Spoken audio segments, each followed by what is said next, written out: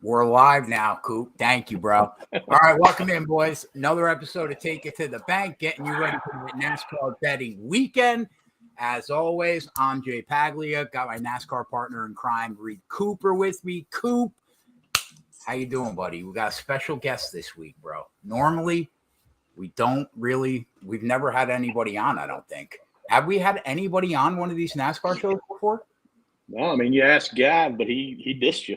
No, I mean like somebody knowledgeable about NASCAR, not Gav. No. Yeah, so normally we don't, but we're going to start, and I'm happy that we got our first guest, Ryan Stevens from wintherace.info. Dude, I've heard about you through Coop about a little over like a year and a half ago, maybe. And I dig your content, and most of the time you're on the same looks that Coop and I are on, like consistently. Yeah, I noticed that. We never talk. The three of us always manage to get to the same place. So I'm excited to have you on, man. Thanks for coming on. Thanks, man. It's cool. I'm the first guest on the show. I get to break it in a little bit here. I think this is especially a good week to talk because we got a shorter flat track with the intermediate package. So I just am so curious to hear how everyone's handling it. To me, it's like a very unique, and they're using tires that they use on tracks that have extreme wear. So there's a lot of weird variables. So I'm curious to hear what you guys think about it. Ryan, you're the man. First time here, 5 times with Yoder, man. You're the man. Yeah, I'm trying to make the rounds, I guess. I don't know. I just have fun talking about it. It's like no one in my life, like my wife tells me to shut the fuck up every time I talk about NASCAR. And most of my friends do the same. So it's like anytime I can find some people that love shooting it about Tony NASCAR. Can't talk NASCAR? Hmm? Tony doesn't talk NASCAR? No, he doesn't. He does not. He tries. He does not, though. He doesn't. The most he got into it this year was, I think, Daytona because it was just starting, and he loved Kyle Busch because he was in a weed car. That's his extent of knowledge. You would be good friends with Jay then. Yeah, you would. You've come to a good place though, because all Coop and I do all week long, literally, is talk about NASCAR betting and our family. So yeah, I love that. It's a good spot to be in. So tell us, before we really dig into it, tell me a little bit about what you actually do over there at Race. So at Win the Race, I basically do my own ranks, which is I call it true performance ranks. It's my own blend of, I take like all of the loop data that's spit out after a race, and not all of it, what I think is most important, and then weigh it out in a way that I think is also most important. And then that kind of tells me, how a car truly ran, because a lot of shit can go wrong, as we all know, during a race. So when you rank it out throughout the year and you start getting 5, 6, 7 races in, like we are right now on a certain, and I do it by track type too. So say we are looking at intermediates or the intermediate package this week, even though we're on a short flat, there's enough speed data now in the true performance ranks where I start trusting them a lot more. Just because it tends to be stickier. And then you can like look at the trends too and see who's been hot lately, like a Bubba Wallace, things like that. So we'll talk about a matchup this week, a guy that I think's fading and another guy I think's coming on strong. So just things like that. Then you get to the weekend, all week I'm talking bets in Discord.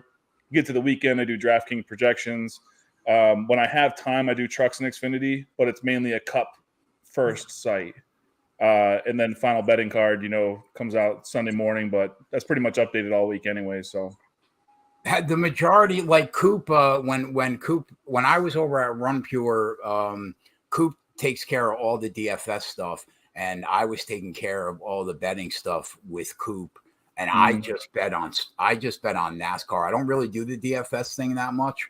But this is how I make my living, right? Do you focus more on betting on NASCAR, or you focus more on the DFS aspect of it? I started more DFS. Like this is technically, if you wanted to say this is technically my first full year gambling on NASCAR because it wasn't legal in New York, and I wasn't about to shop a million overseas books the past couple of years. I just didn't have the time. but now I've taken more time to dedicate everything to this site. And I'd say I'm about even. I do play for quite a bit of money in DFS per week, just because I'm comfortable with how I play and my risk assessment. I'm a big cash guy, so even if I have a bad week, I typically cash, and it kind of pays for the tournaments. Whereas in a bet you gotta win. So I don't know. I'd say my units are a little less betting wise than they are DFS wise, if that makes sense. Right. So I know, like, we talked last year, maybe earlier this year. I don't know when it came up, but like, you were really frustrated, with what was going on, and then, you made this jump to do this, and then maybe you got even more frustrated with having to deal with all the, BS, I guess, what you called it up in New York. So, are you happy that you went through all that? Yeah, Good. I'm good. Good. Awesome.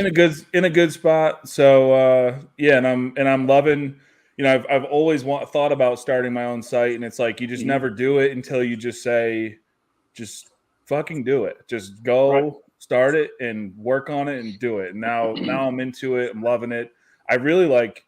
I've just been so busy during the season that I kind of feel bad because I'm kind of in this groove now, and it takes up the majority of my time. So I really can't make like huge improvements, and I got ideas in my head for what I can do for the site, but that'll be more like year 2. I'm going to have to do it in the off season because I'm probably going to reboot the whole December, design. January type of frame. Excellent, awesome. Glad it's worked out. Glad you're happy. Thank you. How did you do last week from a betting perspective with the Coke 600? Last week I was up DFS, down betting. I had and this is one thing that I'm learning in my first full year of betting, is that like last week in particular, I had way too many outrights, and my props have been good, head to heads, top tens, things like that have been money. Would have broke even if Bowman got the top 10. He finished 11th. That was close. And then I should have tailed everyone on the Bubba top 5. That was me just being a dork. I should have done it. I loved him last week too. So I don't know why I didn't do that. I had him on the top 10. But what I did that killed me was Bell at the end of that race. I said, I'm not going to live bet anyone until stage 3. Stage 3, he goes past Byron like he's standing still, gets back up to second place or third place at that point. I hit him at 8-1. I'm like, let's fucking do this. I think he spun out on the next lap. I was like, I might as well just hit like the sniper button in a video game, just shot a tire. Right. Like he was dead as soon as I hit go on that bet. Well, you could have got a bet from Johnny, man, in MMA. So last week, to recap how it went down for us. Hey, real quick, I got a question. So you place your bets before you make your DFS lineups, for the most part. Probably the majority of your bets in before you make your DFS lineups, correct? Yeah, so try to get to those lines quick. Do you find yourself hedging between the two? Like if you have bets on somebody, but like he's a kind of a borderline DFS play, but you got like maybe a good matchup or something like that, or a good number on a group or whatever. Do you find yourself hedging? Yeah, I do. More so when it's like, more so when I'm heavier on a shorter line to win, then maybe I won't play him in DFS. Something, fade him there, something like that. It's tough to toe that line though, man. I'm realizing that now. This being my first full year of gambling while playing DFS that is tough. It tugs at your heartstrings quite a bit. Exactly. But then at some point you can say, well, look, I got him here. If he does do well, same. I don't know. I kind of like doing it, but like you said, it can burn you. Yeah. Did you bet on sports recreationally before New York went legal? I'm in Jersey. I'm not far from you. Not much. I mean, I've joined like sites here and there that were overseas sites, and I would put some money down. Mainly, I've just been I've been playing DFS since the Draft Street days. So, I don't even know how long it's been now. Over 10 years. It's been over 10 years. Yeah, so I've been playing that entire time. I've gone with friends to like. I didn't win one, but I've been to the Playboy Mansion for DFS. I've done a lot of cool things, won a lot of cool tournaments, not, 6-figure wins, but big enough wins where, you're comfortable for a while and can like buy some, it's bought me my first house, at least a down payment for my first house. I like it because it has actually changed my life. It's upgraded things. So DFS is really always going to have a spot in my heart. But now that I've been betting all year, I love it. I'm addicted to it. So I love meeting people like you because, like, Coop, did you make a bet before I met you? No, right? No, man, I did it the legal way. I didn't do like the offshore shit. Yeah. I waited until it came live. I've been a degenerate for 25 years, like literally. Did you ever get paid? I never did the overseas stuff a lot because I always worried that it would be just a pain in the ass to get paid. See, I ran like a local package of like 1,000 people for a long time. And so I never went the offshore route. And then I did that, and basically until I had offshore accounts like Bet Online and stuff like that, Bodog, before Bovada wasn't allowed in New Jersey. But I've been doing it I did it for a long time, full time, 13 years. And it's only been about 4 years now that we've been legal in Jersey. About when FanDuel went legal for the first time, probably about 4 years now. Yeah. But it's interesting. I love to see everybody's path to how they got to sports betting. You know what I mean? Yeah, I mean, I've wanted it playing NASCAR DFS for a long time. I've wanted to be able to bet. I was reading everyone's bets, just so jealous. And now it came in, at some point last year. For most of last year, we could, but I didn't take it as serious. And then said, this year I'm doing a betting card on my site, and we're going to roll and see what we can do. So I've had a lot of just misses. I'm up, almost 40 units on the year. I wanted to be. That's nothing to complain about. Yeah, like I wanted 50 by the All-Star break. It was just a personal goal. There's a couple times where, and the other thing too is I'm down like 11 or 12 units on Daytona and Talladega. So if I just was smarter. Well, I'll tell you right now, like up until this year, like Coop and I, we had a year, the first year we were together, we made 180 units in 36. We hit 29 to 36 races, right? Just a ridiculous year, right? Yeah. But that being said, we did not hit a super speedway race. Not both Daytona races, Talladega races for 2 years. And I don't think we hit the Atlanta race either. The first time. The first one was Ross Chastain at Talladega, and it was a shit number. And like Ricky Stenhouse this year at 40 to 1 was the first real super speedway hit we had in 3 years. It's hard, man. You know how many times we've had the guy leading the last lap at 70 to 1? Eric Jones, Matt DiBenedetto. I had close ones this year. Had Logano at Daytona. That was freaking. Right. They had to go to camera for that one. All right, so another good thing, though. I don't know if y'all saw or not, but North Carolina is very close to legalizing betting now, and that should be a very positive thing for NASCAR. I did not know. Oh yeah, yeah, because a lot of the viewership from races comes from North Carolina, so that should help put more people in the ball game. Yeah, that's a huge racing state. I've only been to 3 tracks, and Charlotte's one of them. So to recap where we were last week, I hear an echo. Somebody have an echo? Where did Coop go, man? Coop, where are you at? I don't even see your head. Coop, I have no idea. He's smoking something. I'm out in the pond, man. All right. Well, I hear a little bit of an echo, but I'm going to keep talking.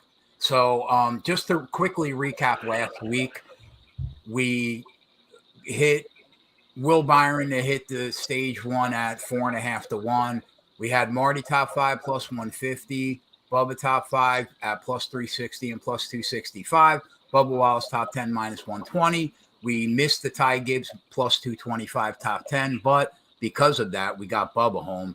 And then we ended up getting Ryan Blaney live at 8 to 1. So we made a little over 9 units on the race last week. But I think that if I can go back and bet that race over again, Coop, I was thinking about this a lot this week.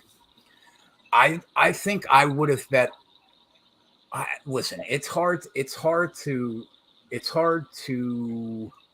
see what was going to happen with Ryan Blaney, where Ford just came out of nowhere. We'll talk about that in a minute. But man, it would have been nice for you and I to get the 28-1 number that other people got on Ryan Blaney live on that show. And the reason why we didn't first above all is because of how much action we had in that race. If we didn't have that much action in the race going in, it would have freed us up a lot more in race to be able to swing like Johnny and Ye did and take a shot on a guy like Ryan Blaney that looked good consistently for that entire race. Dude, I agree with you so much. Not even, I saw your guys' card too, but the same thing. I cut myself short. I had it to where I only wanted to hit the one live bet. And the two obvious live bets were Blaney and Bell, in my opinion. And I swung at Bell and, took him out. I wish that I had less going in, and I thought it was pretty obvious who the two best cars were. We were with you. We hit Bell at 12-1 also, but we ended up getting Ryan Blaney at 8-1 instead of a much better number. Yeah, I saw him early in the week. Action, right, exactly. Coop, you agree with that? You think we had a little bit too much action? Shout out to Diego, man, the silent assassin, man, who just sits back, gets quiet. No, shout out to Johnny, who called it on fucking Friday. He said Ryan Blaney's winning the Coke 600 on Friday. And but I said, Johnny, what? He didn't bet it, man, until Diego bet it. That's true. Oh, I don't know if that's true. But he might have. I don't know. But he just sits back, man, and he's like, "Oh, I'm hitting this number, by the way." You know why? And because Ye bets nothing we're on pre-race and only tails what we talk about live, and that's what put him in the spot. I feel like this week, because of how this race is going to be, it's going to put us in a much better spot because it's been 11 weeks since you and I have come into this show with not one bet for Cup. It's been. I have to. Oh, you do? I haven't bet anything yet for Cup at all. I got a couple bets. All right, so let's talk about what were your thoughts. The big takeaway from that race was in the beginning of the race and at the end of the race, Toyota were the best cars on the track except for Ryan Blaney. But in a large chunk of the middle of that race, every fucking Ford on the board was in the top 10. It was ridiculous. They came out of nowhere. Were you guys surprised with how? Well, didn't they when Buescher was up there? Didn't they have newer tires? Yeah. To be fair, a lot of it was strategy based because once he got on the same cycle as everyone, he dropped like a fly. Yep, Harvick too. A lot of guys like that. Yeah. So overall takeaways from Charlotte for you guys were what? That it's probably the second best track behind Kansas at this time. And then after that, there's a huge drop off. I love the tire wear too. I love how that was the case. It's still enough where you can do a little bit of strategy, but the guys paid. They paid for it. You're hoping for a caution or whatever you're doing there. It didn't work out, but some people were able to gain a little bit of track position with some strategy. So had a little bit of everything. Had comers, goers. You had a dominant car, yes, but at certain points, I thought Blaney could have been beat. He's just really fast. It was a great track, though. Great race. I thought. The other piece was like we talk often about how important the number one pit stall is, and it does good sometimes, and it really doesn't the other times. But like William Byron, man, he gained number of positions off of pit road last week, man. Dude, the one time I could have swore two guys were past him, and then it comes on the telemetry and it's like, Byron got out first. I'm like, what? Where is the line? It's like as soon as he pulls out of his box, he's winning. You know what I love about his driving style the most, which for his age I think shows a ton of maturity. He is completely content when he doesn't have the best car in the race Like, granted, that pit stall got him out, right? But he would fall back through the field and still be somewhere in the top 5 or 6. And just like Chris Bell, completely content to drive around that track in the top 5 all day.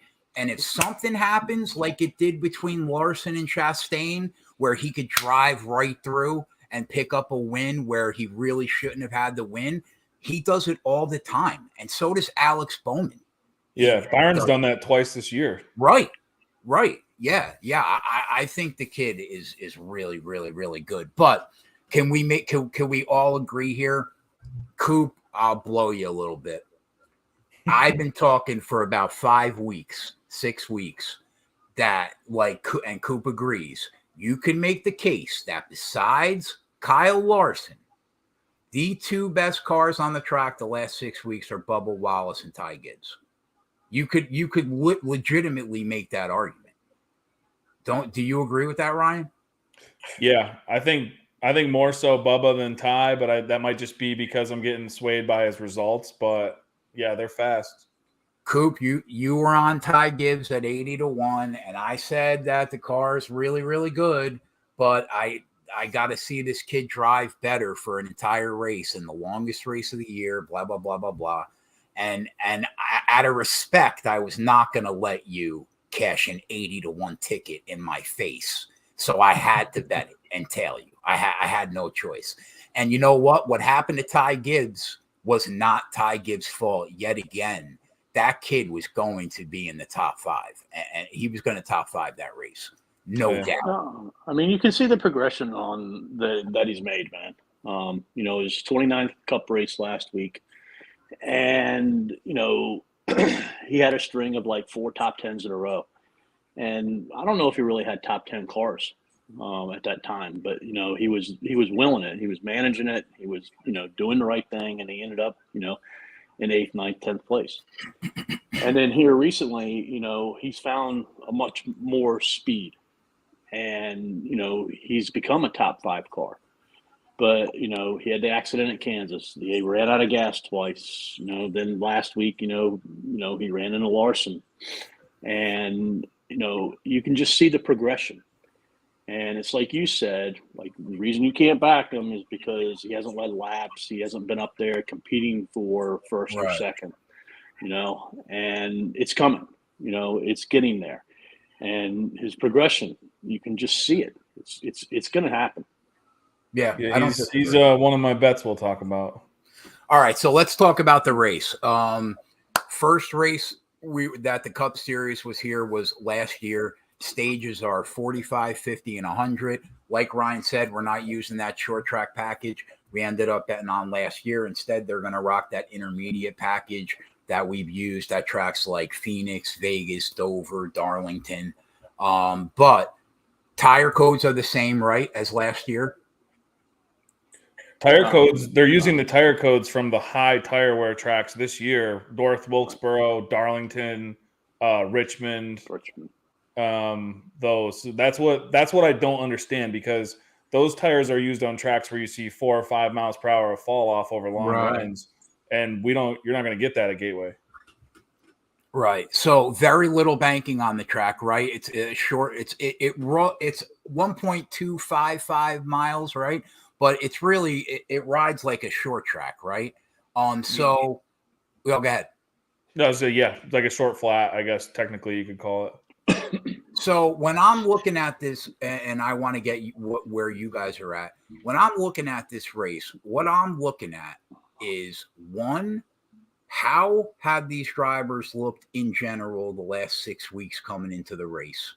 2, I guess Phoenix, because I think it's the closest track comp that's used with this same intermediate package. And then 3, I guess Loudon, right? They're all one groove racetracks. It's going to be incredibly hard to pass here. We'll get into some of the data that Coop put together that he sent me earlier in the week. That's compelling for sure in terms of track position. But in general, what are your comps that you guys are using going into the race? And that's it. I think I'm a little different because to me, there are some large splits between the short track package and the intermediate package. Okay. And so I would 100% agree Phoenix had they been running the same package this week. But for me this week, I'm looking more into the intermediate package speed that these cars have had. Okay. Coop, what about you? I mean, I think this is by far the hardest race to cap of the year. What do you do with last year's results, Coop? Ford crushed, right? I don't know. I don't know what you do with last year's results because I went back and rewatched the race, and my takeaways was there were some cautions last year. I don't know if we're going to see as many cautions this year. But my biggest takeaway was if you change 4 tires, you're a dead duck. All right. Because track position on this track means everything. Yeah. And I think we're going to see a bunch of 2-tire changes. And last year, if you wanted to lead, you started on the front row, not the second row, not the third row, nothing. You had to be on the first row. I was thinking about this earlier, in the afternoon. If you're not in the front row on the final restart, right? Because I was thinking, man, well, if you're in the front 4 on the final restart, can you win the race? And I'm not sure if you can win the race if you're not in the front row on that final restart. Yeah. So which puts you in a tough spot when you're live betting this race. Going into the race, I think you got to base it off of how it played out last year.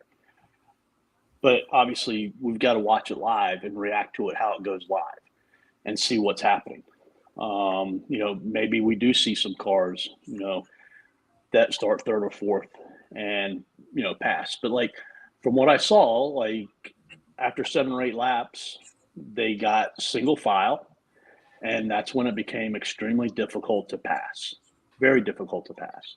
Those first 7, 8 laps are key.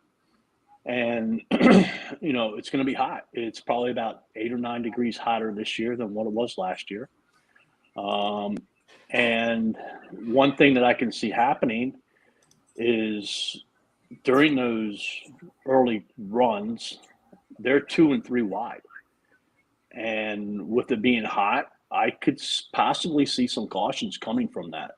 Because if you will go back and watch it, these cars are dive bombing. And if their car is not right, they're going to go up and go into the driver next to them.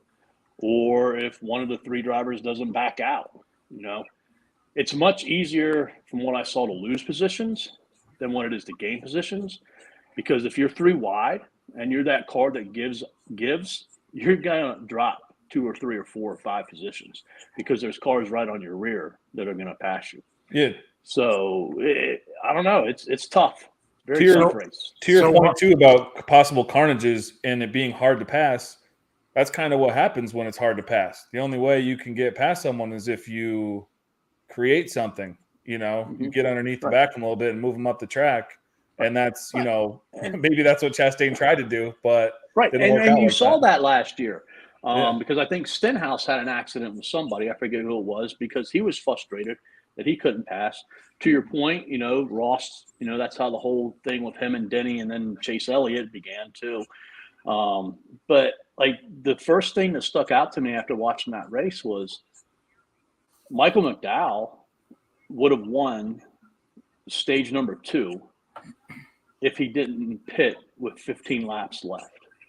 A caution came out, he pitted, but he would have won that stage, excuse me. And he would have ran the first 130 laps with one original set of tires on one side because he had 1 2-stop pit. So, to me, if that could be anybody. That just shows you, of course, McDowell's faster last year than what he was this year. But, this is all about strategy. This whole race is all about strategy. If you're live betting, you got to have your notes ready of, hey, this guy on the last 2 pit stops took 2 and 2, where this other guy took 4. So when they come back down, this guy's taking 4. This guy can get out of here with 2. So Rod, you're weighing speed on intermediate tracks this year more than anything. Yeah, I just think that some of these cars are coming more correct in this package. They're faster in this specific model, this package that they're in. There's some big drastic splits here. Like one guy that comes to mind would be Chase Briscoe. In that short track package where drivers have said, guys like Larson just play it off like it's no big deal, but Larson's been fucking awesome in that package. So he says, yeah, it's no different, but it might be a little harder to drive because you're out there just beating everyone's ass in it. So and same thing with Briscoe. Like, I think it's something that he's more comfortable in. You put him in this intermediate package, they just swing and miss every single time. And it's kind of like it's a hodgepodge. Like you're running a package with from the intermediates, not the shorts. The tires aren't necessarily what you would normally see with this package, right? Then it's a flat track, which you also have to weigh. Who drives better on flat tracks, right? Somebody like Chris Bell, right? Yeah. So it's a really tough week to figure, man. And then the heat, like you said too, so it'd be hot and slick. So like the last time I think we saw extreme heat was Kansas. And then Denny was the best car. It wasn't even close. Right. Yeah, 94 degrees at Kansas, right? That's probably. I mean, Larson was good, but Denny was. I mean, you run that race a little longer, Denny's winning by 2 miles. 100%. And the other piece I don't know what to do with is practice tomorrow. Last year they had that's why last year they had 50 minutes worth of practice because it was a new track. Right. So they had all kinds of time to dial in their cars and get them to where they wanted them to be. And then they got to the race, and like Logano smoked everybody in practice. Single lap, 5 lap, 10 lap, 15 lap. It didn't matter. He smoked them all. He had a bad qualifying lap, started 7th. Well, the majority of this race, he ran from 7th to 15th. His speed in practice meant nothing. Right. Absolutely. Yeah, it'll be much cooler tomorrow morning too. Right, exactly. So 66 laps left. He took a two tire pit stop, and he ends up in 3rd place. That's what he did. And, I just don't know how much to put into practice tomorrow. And on top of that, like A.J. Allmendinger last year, he was in Portland. He didn't even practice the car. Ben Rhodes ran the car in practice for 2 laps before he put it in the wall. All right. So they had to do some work on it. He started at the rear. He just slowly and methodically worked his way up through pit stops and having a pretty good car. The guy had never run 1 lap on this track and finishes in 10th. Yeah. Like, track position is so freaking important. And it's a hard race to bet. Alstradamus in the chat says Logano has had an impressive strategy year this year. Isn't that always the case? Isn't he one of the best in the sport at nailing the perfect strategy at the right time to get up there and win a race, though? That seems like every year to me. Yeah, he did it on some road courses too. Coop, you say all this about, like, what do we do with practice? But the data that you put together is compelling, man. What we saw in practice, it did transfer over to the results in the race, right? 3 of the top 4 finishers had the best 15 lap average. The top 4 finishers all had top 6 10-lap average speed in practice. 8 of the 13 fastest 10-lap average practice finished in the top 13, right?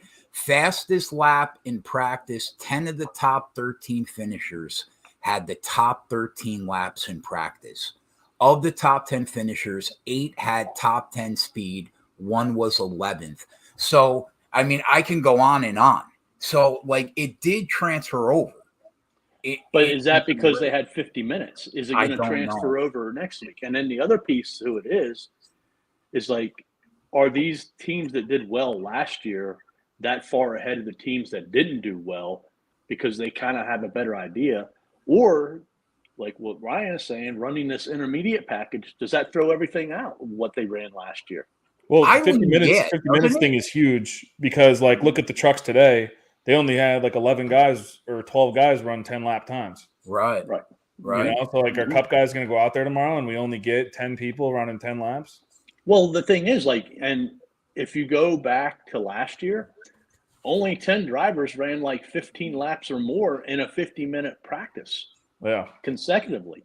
So that tells me that they were in there quite often fine-tuning these cars, you know, and getting them to where they want to be. So like my part of me wants to say that tomorrow, like the 3 or 4 cars that are really fast, you know, if they're separate themselves from like maybe the rest of the field, like they could be much, much more ahead of the game than let's say other cars. Because Especially with like no maybe tire wear last year, too. right, because last year we had 50 minutes, so maybe there was 8. This year we have 20 minutes, so maybe there's only 2 or 3 cars that really, you know, tune in. And then, like, it was crazy because Chase Briscoe won the pole here last year. He didn't do that much in practice to begin with. Yeah. Let me ask you this, both of you guys, is your snap reaction because of the package change to throw out last year? Because mine kind of is. Well, and I will get into this one of my bets too, but there were a few guys that I like to see who, like, typically we look at like segment speed. I think a lot of that, and you and I were DMing about it. You know, I kind of like looking at that to see who may or may not have made those adjustments throughout the race and kind of learned the track as it goes and got tuned in, because I think they could come here this year with a lot of those, you know, hints and tricks that they figured out along the way.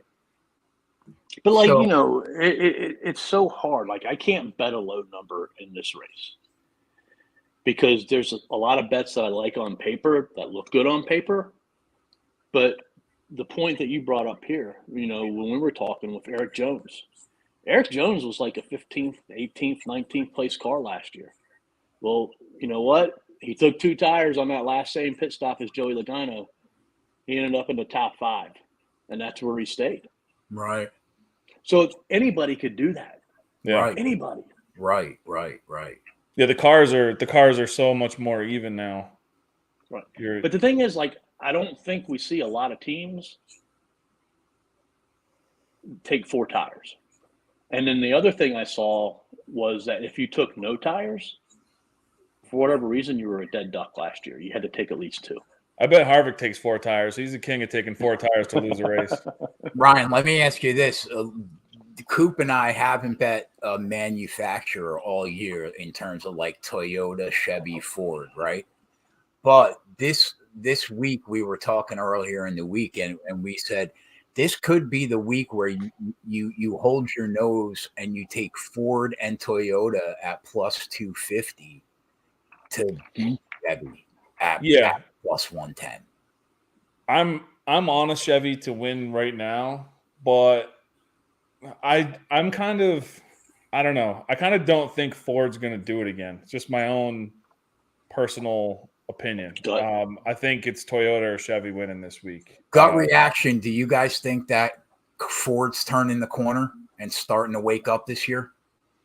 Did you just see too? Blaney and Keselowski failed. They're the only 2 cars to fail twice, which was really? Bubba last week, and he had a really fucking fast car. Yeah. So that kind of made those things kind of make me like Blaney and Kez more. Like it seems like they're, you know, trying something, but I don't know. I could be dead wrong. I just think like the condition, the temperature, the conditions, like that's when Ford excels, at least this year, when you have, you know, coming cooler temperatures off the rain. That's when they're doing well this year. Blaney's been running good. Like he's got good finishes, but never like he had. I just think these hot, slick tracks, that's not really where I'm looking for these guys. But like, when I went back and watched the race, they said it not once, but not twice. I mean, not once, but twice. Over the last 5 races, Penske Racing had only had 1 top 10 going into that race last year. So, like, they're in the same boat as what they were last year. But they're kind of a week ahead because of what they did at Charlotte. They were much better this year at Charlotte than what they were last year. So, that kind of makes me feel like they're running the same path as what they did last year.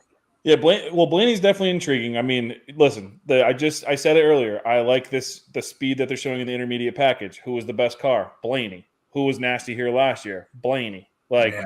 I get it. I don't mind Blaney on these. The other thing too is like it's not a fluke. He's had great finishes leading into last week, so maybe they are turning a corner. I don't know. I guess I'll put it this way. I don't trust that bet then. I wouldn't bet a manufacturer right now. I haven't personally. Yeah, I haven't either, to be fair. And I'm with you. I don't know if they're turning the corner either. I don't really know because we've been shitting on Ford, Coop, and I all year. Mm-hmm. I mean, it's been a Toyota Chevy year by a mile. You know what I mean? Yeah, betting Briscoe head-to-heads has been such a great thing to do. But I mean, again, like I said, if you go back and you look at last year, we were doing the same thing. We were betting Ford. I mean, Chevys and Toyotas. True. Yeah. And then all of a sudden, Ford comes out of the blue. Like, to me, like, this is the third part of the season. All right. Because, like, you have the first 9 races, and you got, like, 3 super speedways. All right. You have a freaking dirt. You had a road. You got a couple of short tracks. All right. It's a mixture of all different ones.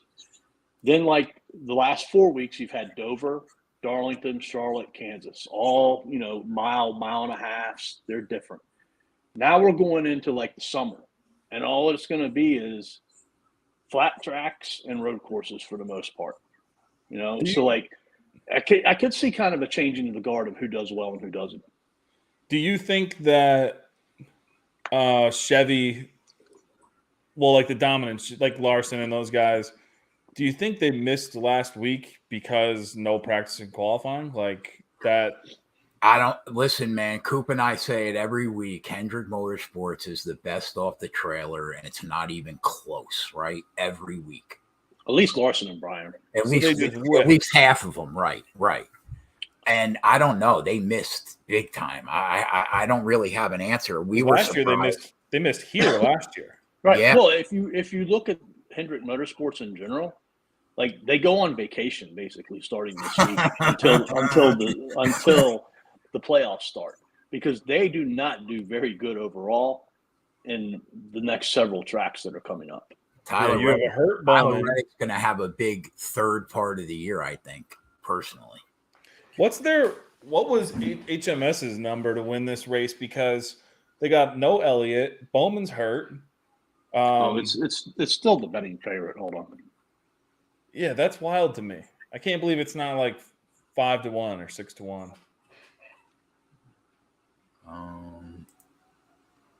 But that's I just think they are kind of down and out right now. If they swing and miss like they did last week, I mean, Byron was up there, but that's because he had track position. I mean, starting first, he never had what I thought was a winning car. Right. It's 200 at 365. So what Caesars in that MGM is probably 160 to 180. Jeez. Yeah, and Barstool, for people that have that, it's 220 at Barstool. So you're just betting. That's just betting Byron or Larson to win. Basically. Yeah. Basically. Yeah. That's wild. Yeah. But to be quite honest with you, like this is I don't know how I feel about Corey LaJoie. Like this is a race I think he could win. Oh, here we go. But I think it's a horrible race for him to be able to showcase what he could actually do in a better ride. I thought you only wait. I thinking the opposite of your rule? I thought your rule was LaJoie on big tracks. Ryan, I can't get away from this fucking guy. Like I'm not gonna bet the guy, but like theoretically, like why couldn't Corey LaJoie do what Michael McDowell did last year? I mean, he could, I guess. He could. You know what I mean? That's the thing is that car hasn't been a winner with Elliott. Right. I don't disagree, but like I think again, like track position is so important here, and if you get out front, frickin' Jay could be driving the damn car, and he's gonna win. See, to me, because that's how important it is. That's the whole week, and the reason why I'm lost. The front row on the final restart, the winner 80% of the time is going to come from there. And with all the strategy, with the fact that it's a one groove track, with the fact that Practice is less than half the time it was last year. A different package. I don't have a fucking clue who's going to be But see, there. like that's my thing with Corey LaJoie. Like, I think it's one of his better chances to win because of something like that.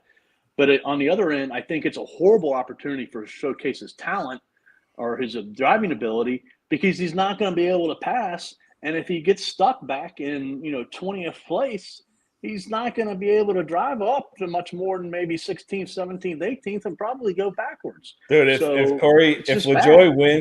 LaJoie wins, I'm finding like a Chase Elliott fan Reddit, and I'm going to ask if LaJoie is better than Chase. Wouldn't that be some shit, man? Frickin' Twitter would be on fire. The Chase Elliott haters would just frickin' light up that Chase Elliott lovers, man. I'm seeing people like boycott the race because he's not in the race. Oh yeah, definitely. The viewership's going to be down this week because Chase not driving. All right, so let's hop into the markets because we go through all of them. I have all the books up, but I'm just going to roll right now with what I see at Caesars. Numbers will fluctuate. All right, Kyle Larson, your odds-on favorite every week, 4.5 to 1. Listen, could he win the race? Obviously, he's the best driver in the sport, probably, right? Yep. Can I bet him here at 4.5 to 1? Not on your life. I can't do it. Not at this price. Where are you guys at? Can you bet him at this number? No. I can't bet him at this number, but like I need y'all to help me because like I've kind of just discounted HMS in general for the whole week because of one, what happened last week, and two, I know they struggle over the summer. So like they could come up. I don't want them to come up and beat the shit out of me, which they very well could be, because I just don't think they're going to do that great this week. Well, I think it's always a threat for the three of us to get beat by Kyle Larson and Will Byron and Alex Bowman when we're not on them. That being said, with everything that can happen in this race, you cannot bet 4.5 to 1 in this race. You can't. No, I'd much rather he takes 2 tires and comes out in those first 2 rows, and you can hit him at 3 to 1 live or 4 to 1 live or whatever. If I think he's the fastest car, and he comes out second on a 2-tire strategy, and the guy next to him has a 2-tire strategy, and we think he's faster, he's not going to be better than, or worse than like 2 to 1, 3 to 1. I'd rather just bet it then at the end of the race and hammer it than do 5 to 1 now. Yeah, I'm with you. Will Byron 6 to 1. Kind of, I'm in the same boat. Like that $1.50 does not pique my interest enough to consider him pre-flop. Where are you guys? No, same thing. I won't bet anything below. The only bet I've made was at 12 to 1. So when we get there, talk about it. But I can't. They're too short. Like with all the strategy that we talked about, too much risk. Yeah, I agree. Coop. I agree. Yep. Marty 7 to 1. Listen, he was 12 when he opened. That was one I seriously considered. I kind of regret it now, just because I really do have some confidence in him this week. But I don't know. Why do you have confidence in him? Why do you have confidence in him? Well, largely because I'm basing my stuff. I'm weighing about 75-25 this intermediate speed that he's had, and he has been unreal good. And he has been not like this guy's a slouch at short flats either. Do you think he's been the best Toyota soup to nuts this year? Yeah. From opening night. Yeah.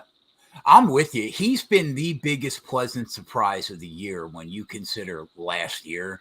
He's doing what I thought Bell would do this year. Ryan, let me tell you something about Coop, okay? Oh, shit. Here we go. All right. There were 2 people that Coop and I put in the fucking grave and over the last 24 months, and that was Happy and Marty, and we, both of us had to take the shovel and dig them out. Yeah, Marty's been much better than Harvick, but even Happy has done better than I thought that he would have last year and this year. But Marty's been the surprise of the Toyota year for sure. Yeah, the guy's been unreal everywhere. His worst in this package, I guess, was he finished 31st at Darlington, but I had him as the best car. And then he don't even bring up Darlington. Come on, man. Yeah, no. And then the only time I had him ranked as outside the top 10 was the first race of the year, and I had him at 11th. So I think it's only him. If I just were to buzz through this real quick, I think it's only him and Byron that I've had as a top 10 car in every intermediate package race. Okay. But don't you get the feeling that like Marty's kind of like the forgotten Toyota almost? Like everybody still talks about Hamlin. They still talk about Bell. Yeah, I know. I did, and I honestly thought this was going to be Bell's year. Like he's going to come in and do what we've seen the other two do. I think Truex and Hamlin have both been better. Yeah, Coop and I were with you. We're huge Bell guys. We love Chris Bell. But yeah, Marty, best Toyota. We agree. Happy 10-1. Listen, man, if this was a track where, the driver meant more than the car because of the fall off in tires, I would bet everything I had on Harvick on a track like that. You know what I mean? On a short flat. But I don't see it this week unless it's going to be strategy. Where are you guys at? I'm not on him. He's one that I'm against because they're not in that short package. He's been much better in the short track package. Granted, those are his style tracks, and this, I guess, could be too. But I also think where his style tracks are high tire wear tracks. That won't be here. Right. He's like I said, he's the king of sucking at strategy. They'll get 4 tires when everyone else gets 2, and he'll finish 18th. And then it'd be like, well, how the fuck do we finish 18th? We had a top 5 car. It's like, oh, well, I'll tell you how. You guys do it all the time. I think his number is based solely on Phoenix. And if he wasn't as good as Phoenix, he wouldn't be 10-1. He'd be more 15, 16, 17. Yeah, agreed. I think like 15 to 20 is probably fair for him. Yep. Yeah. Agreed. Ryan Blaney, 10-1. Looked good last week. Looked good here last year. I still think 10-1's light based on the fact that the kid has a losing streak. He opened at 15, I think. Yeah, a winless streak. 15-1 was probably fair. I think maybe, I don't know if I would necessarily hop on it, but it was probably fair. That number's gone now for sure. Especially what number? What do you need to bet Blaney? What number? 20. If they brought him back to 15 or 16, I might bite on it, but I don't think we'll ever see that. Coop, one race, Coop. He's a good. One race and won one race. The guy at Dover, all right, at a track that he was freaking horrible at, freaking stayed in the top 3 the whole daggone day. All right. I'm not going to argue. He's had a solid year. Darlington, another track he was horrible at. He was pretty solid. But here's that weather I'm talking about, though. You go to the hot slick track, he wasn't even a top 15 car at Kansas. True. And a huge part of the reason why this guy is on, well, actually the winless streak got snapped right last week. But a huge part of the reason why he was on that streak is because his pit crew is fucking horrific historically, right, Rye? What do your ratings say? Because they constantly find a way to shit the bed and fuck this kid out of a win. I'm going to pull him up right now. But real quick, while you're doing that, I'm going to throw you a curveball. Let's go back to Las Vegas, all right? The weather was like in the mid to low 60s. It was a cool day. Ford wasn't very good, all right? So maybe it's not the weather. Maybe they've actually found something. I had him as 11th best in that race, but I hear you. They started out the year pretty slow. He goes off that, and then, like you said, just crushes Dover. So, Blaney, I have him on the year pit crew wise. What do you got? Mid pack. Nothing like last year. He was in that lower half, so it's a little bit better. Actually, of the Penske's, he's number 1, and that means that they're terrible because he's only mid pack. I'm always apprehensive to like back a guy the following week after snapping a streak. I don't know. You could be right. I don't know. Maybe I would. If it takes you that long to win, you're going to win back to back. I mean, what is Harvick the only one that's done that semi-recently, or Look at what happened with Tony Finau. He was struggling forever winning. All right, and then boom, Are we he talking about won, the fucking and the PGA gates right now? opened. Yeah, we're talking Finau about won? golf, He man. won twice in a row. So I don't know if he won twice in a row, but he won like 4 tournaments, man, after he won that first one. You know, Yeah. So sometimes the gates open for you, and like I just think like if you go back and you look at what we were talking about earlier, the best cars over the last 4 or 5 weeks, Ryan Blaney's daggone right up there. He is. Yeah, And if you go back and you look, man, Can't say things. Like, you can't say the same things you say about Bubba Wallace. You'd have to say about Blaney because they're doing the same shit. Right, right. So I'm, you go back I'm and such look, a man, big Bubba guy, bro. I'm such a big Bubba guy. he was very good last year at Phoenix. Led a lot of laps. He led a lot of laps at Richmond, I believe. So the short flat tracks, they had speed. So who knows, man? Fair.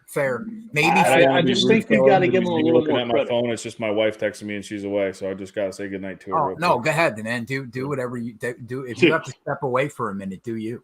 Well, I'll have to grab a beer too in a little bit, but that's all right. Yeah, that's fine. All right, yeah, cool. You could be right. Maybe 20 to 1's aggressive. I don't know. Like you can get him at 12 right now at 365. What do you think? What odds aside, right? Let's say one of the 12 to 13 best NASCAR drivers are, leading the race past the midway point, and pit stops, what we expect to be the final pit stop is 25 laps away. What do you think the favorite odds wise is in that race, Coop? All right, say that again. With how many laps left? With like 25 laps to go in what we're not being able to bet. No, not that. What would 25 laps to go of what would be our expected final pit stop? Oh, okay. So like we'll just use last year. The last pit stop was 66 laps left. All right. I think at that time you're talking 250 to 300, 350 at most.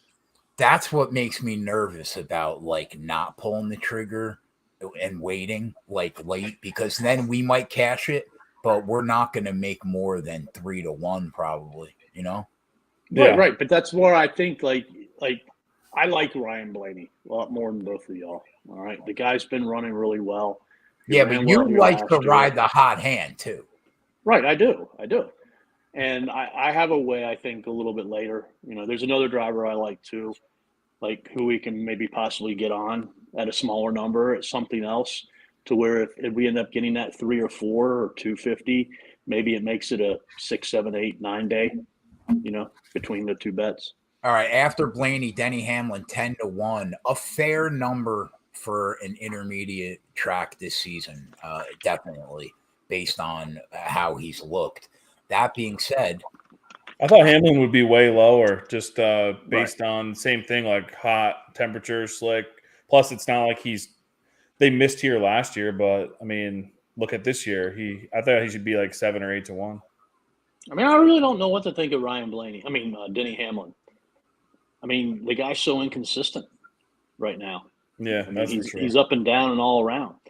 And, y'all were talking about pit crews. They're only going to pit stop 2 or 3 times at this track. And, anybody can have a good day. Anybody can have a bad day. But if you look at the law of averages, it's not fair. It's not, a good thing to have Denny Hamlin on your card. Yeah.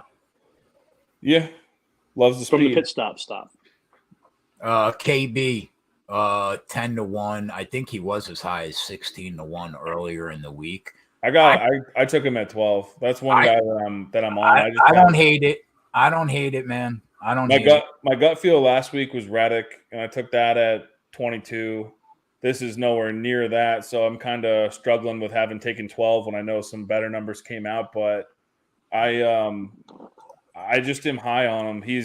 When I looked at the race last year, and maybe I'm wrong because it is only a 1 race sample, and he's not in a Toyota anymore. But he is one of the ones that has an extreme split of short track package speed to intermediate package speed, where I only have 3 cars better than him this year in intermediate track speed, package speed. Which are who? So I have, Byron, Truex, Hamlin, then Kyle Busch. Okay. So, Larson's right behind there, but Larson too might be a little, he's had a couple of total duds with Rex, but so it might be a little skewed. But Kyle Busch, when that car comes correct, and I love how he was fast again last week. So talk about riding the hot hand. I mean, this is a guy who was, riding backwards forever. Like, some people think that's stupid. I kind of like when he's got that Kyle Busch swagger to him and like the not give a fuck Kyle Busch. I like that racer. And, he hasn't won since the first real race of the year. I think he's got another one in him. And I think that he's super fast in this package.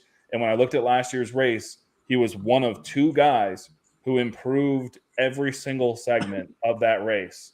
And he was already good, but he still got better and better and better. And I think he finished second right behind Logano. So, and then I also looked at Reddick because now he's in the 8. Reddick, that's not a track where I expected him to do well at all last year. And he was borderline top 10 car all day. Very strong for what I thought he'd be, maybe 15th, 16th best car that day. 10th was, I thought, pretty good. I'll take Kyle Busch in that ride, and I think he can do something similar this week. So it might just be a hunch. Maybe maybe I shouldn't have taken the 12, but I think I like Kyle, and he's won here in the trucks. Familiar with the track, I like it. And the KBM trucks have been really, really strong here. So I think he knows how to set a car up or a truck up here. That's fair. What do you think? He's my favorite Chevy this week. He should have won the race last year. On the last restart, he slipped up, and that what Logano get by him. Overall, if you look at that race, he probably had the best car. Then I would probably say it was, his brother, Kurt Busch, probably had the second best car. Ryan Blaney probably had the third best car. And then the guy you just mentioned, I think Tyler Reddick probably had the fourth best car, even though. Oh, really? I didn't think he was that. Maybe I got to watch it back. Man, when he was up there and, he had a couple of issues that took him back. But, I thought he was super fast. Logano won last year, but he wasn't the best car. All right. He was the best in practice by far, but he wasn't the best car in the race. So Busch is my favorite Chevy.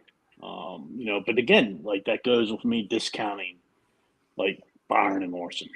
Yeah, I'll be honest. I probably like him slightly more than I have the last few weeks with Coop. I haven't. Well, you shit on his head, man. I mean, I know. I haven't really known what to do with him the last month. I don't know what to expect from him week to week. That said, though, you guys mentioned Tyler Reddick. You can make the argument Tyler Reddick. But back real quick to Busch, I have a way to get on Busch. I think that with a good number, that if we had to take him at the end to win, would help. Top Chevy. Cool. Yeah. So top Chevy. He's basically 450, 460. Your favorite book, Betfred, has him at plus 500. All right. And check this out. He's 500 to be the top Chevy. To win the race, he's 900. Yeah, I mean, I don't disagree with that. I don't mind that play, taking him. It gives you some safety in terms of especially after we said too, Chevys missed hard last week, right? And they missed hard here last year, right? But they missed hard. But I mean, on paper, I think in Chevy it's Kyle Busch, and then it's a big drop off because Hendrick Motorsports, they struggled here last year. So I don't know how confident I am in them. Ross Chastain has just not been fast at all in this intermediate package. And then after that, it's a huge drop off even further. Sure, any of them could do the right pit stop and be up there and beat them. All right. But, that's one of the few props that I like. And that's why we're gambling. Anyway, we can get beat on some bullshit, but I think it all makes sense. Yeah, I don't mind that. After that, Joey Logano. We spoke about Joey. Bell 11-1. What do you guys think about him this week? Where do you rank him in terms of Toyota this week? Bell's tough. I just think, like I said, I mean, he shows these flashes of being the best car out there, and then he's just gone. I don't know, man. He's so maybe it's my own heart is the problem. He broke my heart last week. I think, like, to me, Chris Bell is like Zane Smith right now in the truck race. Something's not right. Like, he's struggling. All right. Zane Smith's struggling, in trucks. And just Chris Bell, he showed some flashes, but, he wasn't able to hang in. And there's just something not right. He's not where he has been in the past, even earlier in the year. So, I'm off Bell. Yeah, I actually like a head-to-head matchup I have written down against him. I think I'm with you. In terms of, I don't know if I'm off him, but I'm lukewarm on him. Like, he doesn't stick out to me this week. After that, Chastain, we spoke on that really this year in this package. Do you have anything else to add, Ryan, on Chastain? Yeah.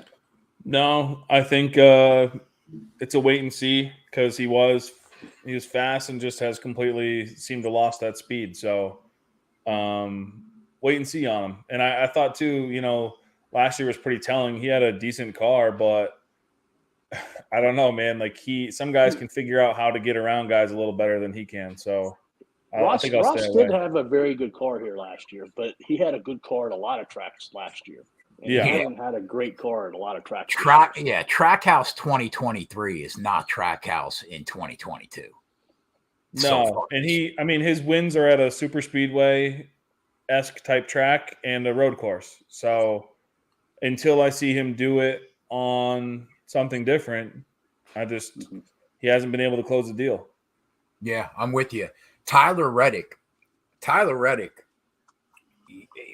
Listen, man, if Ryan Blaney had the best car last week and he was 1A, I think Tyler Reddick was 1B for a large part of that race until he dinged the wall.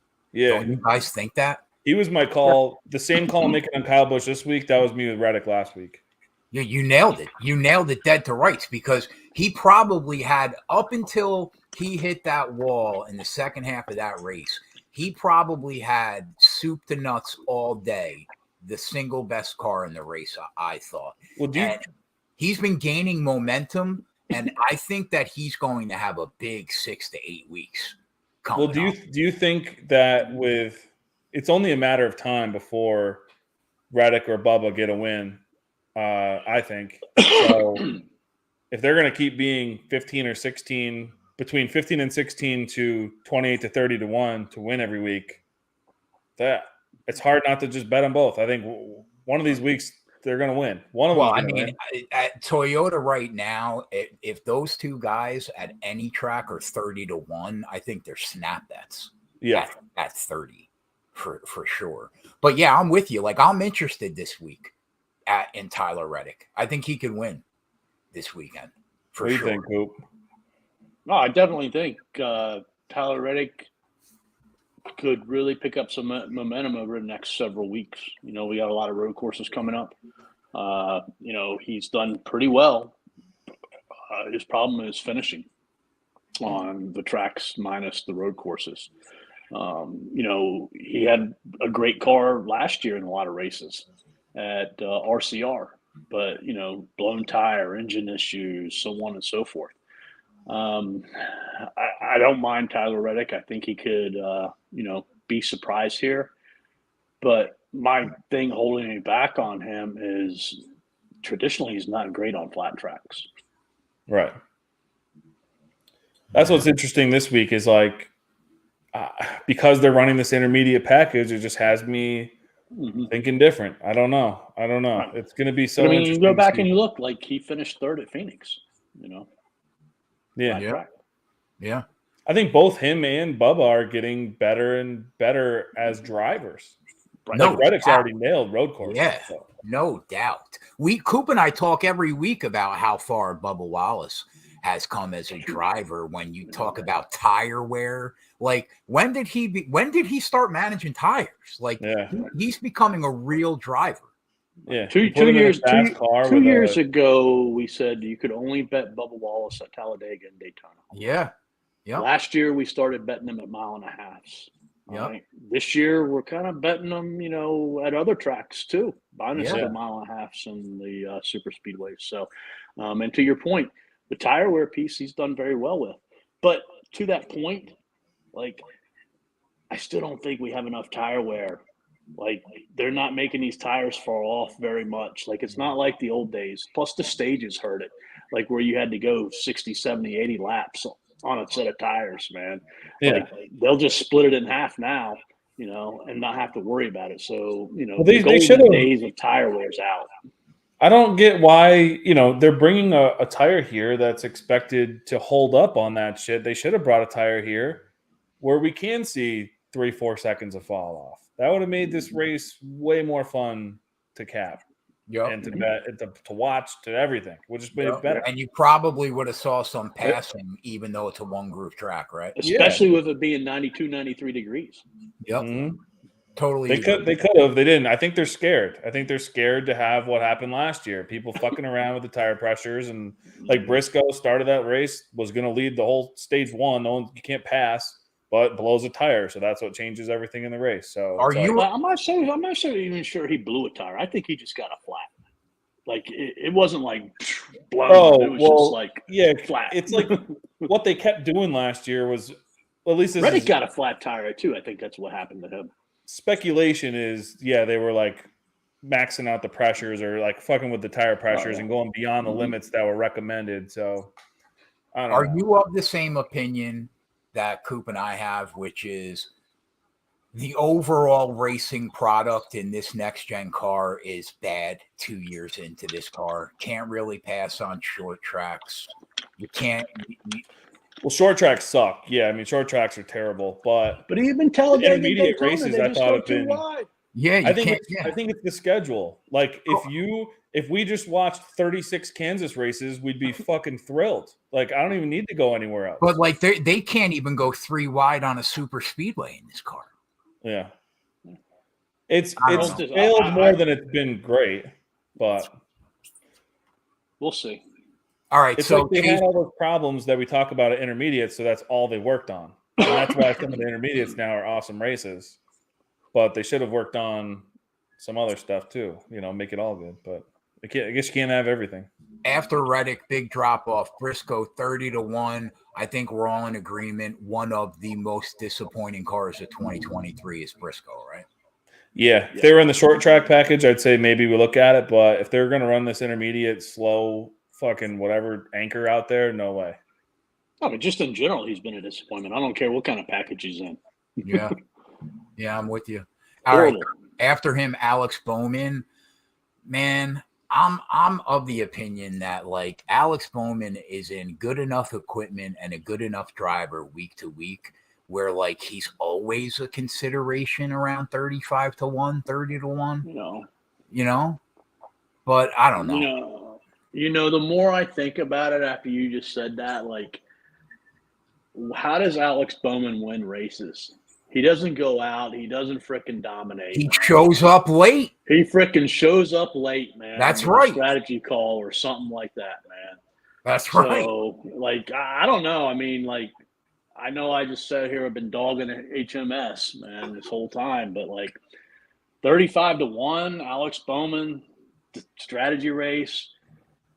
This is the type of, race that might be to his, advantage there, because, I mean, I've seen him won Auto Club, I think, with a 2-tire change last year. And, I don't know. I got to consider it. So, well, here's something else to consider. Okay. Who his crew chief is now? Yeah, Blake Harris. Who we talked about earlier. Michael McDowell's crew chief. There you go. So it all ties together, doesn't it? Yeah. I don't know, man. Like, I really haven't thought much about Michael McDowell, Alex Bowman this week, but like within the last 3 minutes, man, he's kind of come up on my radar. Yeah, so I kind of I'm in on that now. I think after we saw McDowell's strategy last year, now you got a faster car, possibly with some awesome strategy. And I mean, before his injury, I mean, he was a freaking top 10 machine. Yeah, the car wasn't that slow, Right? But then again, like I watched that race again. I don't even remember Alex Bowman's name being mentioned at this race last year. No, Hendricks missed so bad here last year. Yeah, real bad. But I think last week is like, first week coming in with a broken freaking back and then has to run 400 laps. It's like, this is not that at all. I mean, maybe that's better for him. You know who has a big old Woody and smile on his face right now at Diego? I mean, Jay. Diego. Yeah. I know. After Bowman, Corey LaJoie 30-1. Listen, he's in a solid whip. We know that. I don't know, Coop. I can't. Oh no, I ain't betting Corey LaJoie. Hell no. All right, Bubba. Do you think that they do you think that they get cute with it though and try to like really play some crazy strategy with him to try and get him a win in this car? Or if he makes the playoffs, he'd make the playoffs. Yeah. For which ride? As I don't get, like for the 9 or for his car? So it would be for his car, the number 7, but number 9 would be in the championship. Last year, I forget the car who was Larson, who was in the championship, but not in it. But the 9 would be in the championship for the owners. Didn't they give Elliott? Corey LaJoie. They gave Elliott a waiver, right, this week? Yeah. All right, so Bubba, we were talking about him 30-1. Listen, I'm never gonna ever be against it with the way that car is performing and his progression as a driver. I'm never not gonna be against betting him at 30-1. I'm just not. Yeah, as we go across this, then if it comes up naturally, that's one of my bigger bets right now, which it's not big, but I don't put a lot of units on before the race as it is. But Bubba top 10 plus 115, they had that at Rivers. I took that. Someone who's top 5ing 4 out of the 6 races in this package, including 3 in a row, and then you get him top 10, and he's not even expected to do it half the time according to the odds. So yeah, I'll take that. I mean, we just literally bet him last week in the same package at minus 120. Yeah. So, I get it.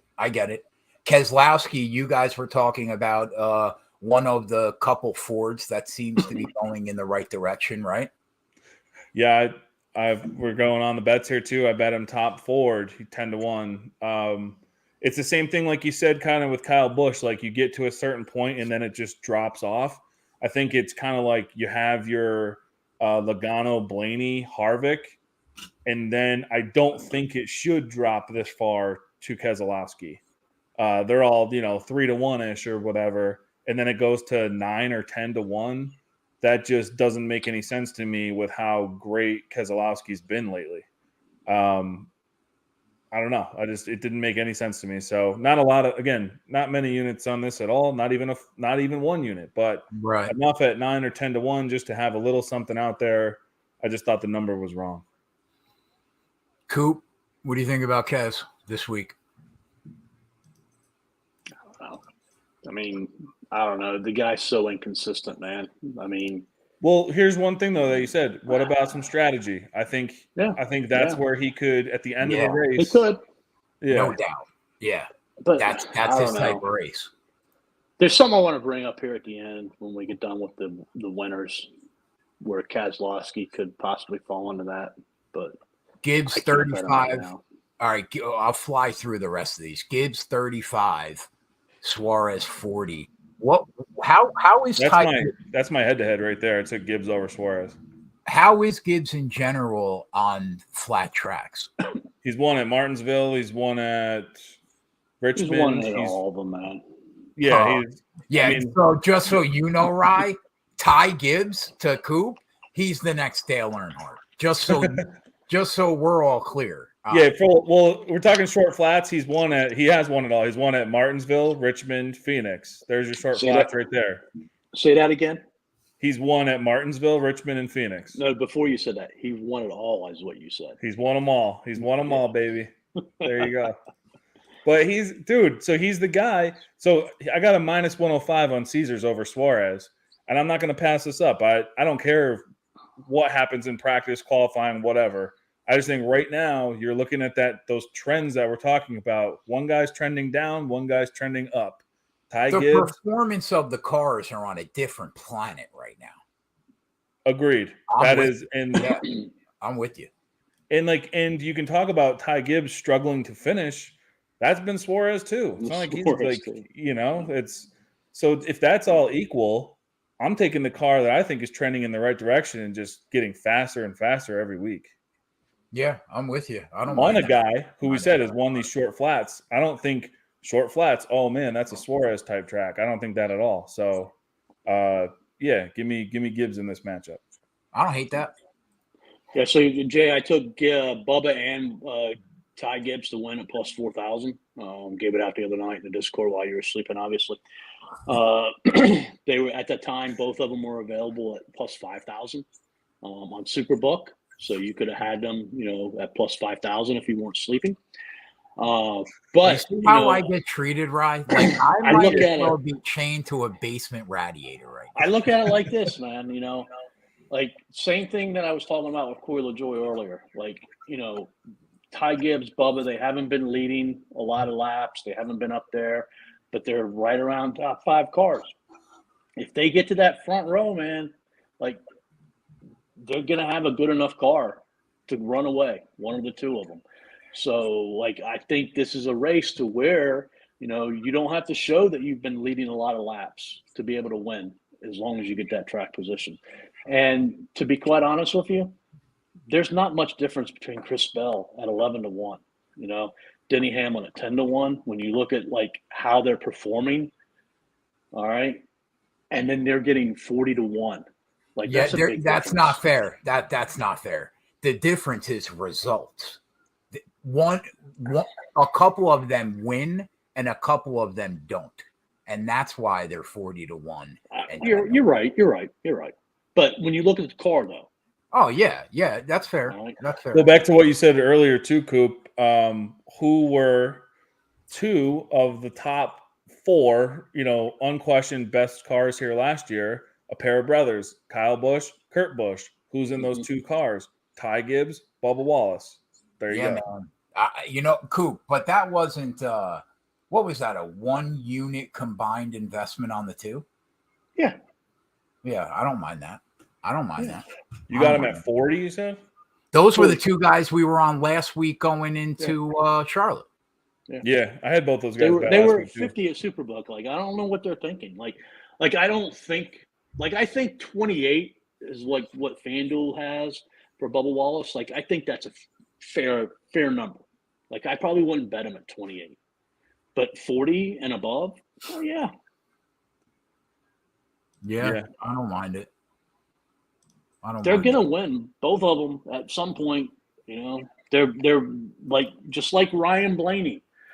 Great at Dover. He's trending. They're trending. Something's gonna happen. They're gonna win. Yeah, I can get behind it. I think the numbers are fair at 35-1. 50-1's good though. That's really good.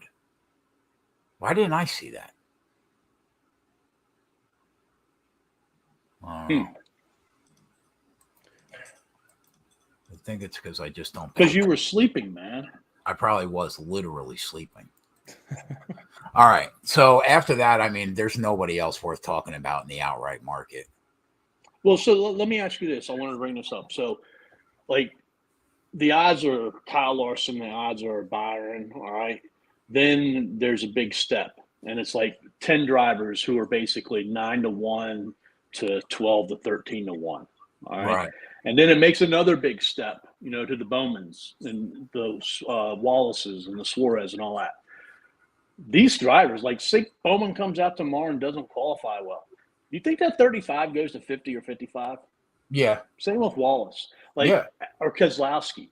And then we've talked the whole time about strategy. Like, do we start jumping in on them? Because, like, again, I don't know if like practice means that much. It really comes down to the race strategy and being in that front. Everything that the three of us have been talking about really comes down to, are you going to bet the performance of the cars and who you think will run well, or are you going to play this race based on strategy? Really? I mean, live. That's what it comes down to. I don't know. Like, I could see myself, like, if a Bowman or a Keselowski come back at like 50 or 60, hell yeah, I'm going to bet that. Suarez, I don't know if I can do that, those type of drivers. So we'll wait and see. But I do think that we're going to see, they're going to weigh practice and qualifying heavily, and we're going to see some big differences in the prices of drivers. Track position, qualifying is huge. Track position is huge. Yeah. What do you think, Brian? Yeah, no, I totally agree. I think I'm not going to do what I did last week, and I'm going to save some bullets to fire live at the end of this race here. And it's one that you have to, never happy when my family's away, but I will be able to live bet at the end of this race. So sweet. There you go. There is that. There you go. See, like that, like I know I did like Gibbs and Bubba to win.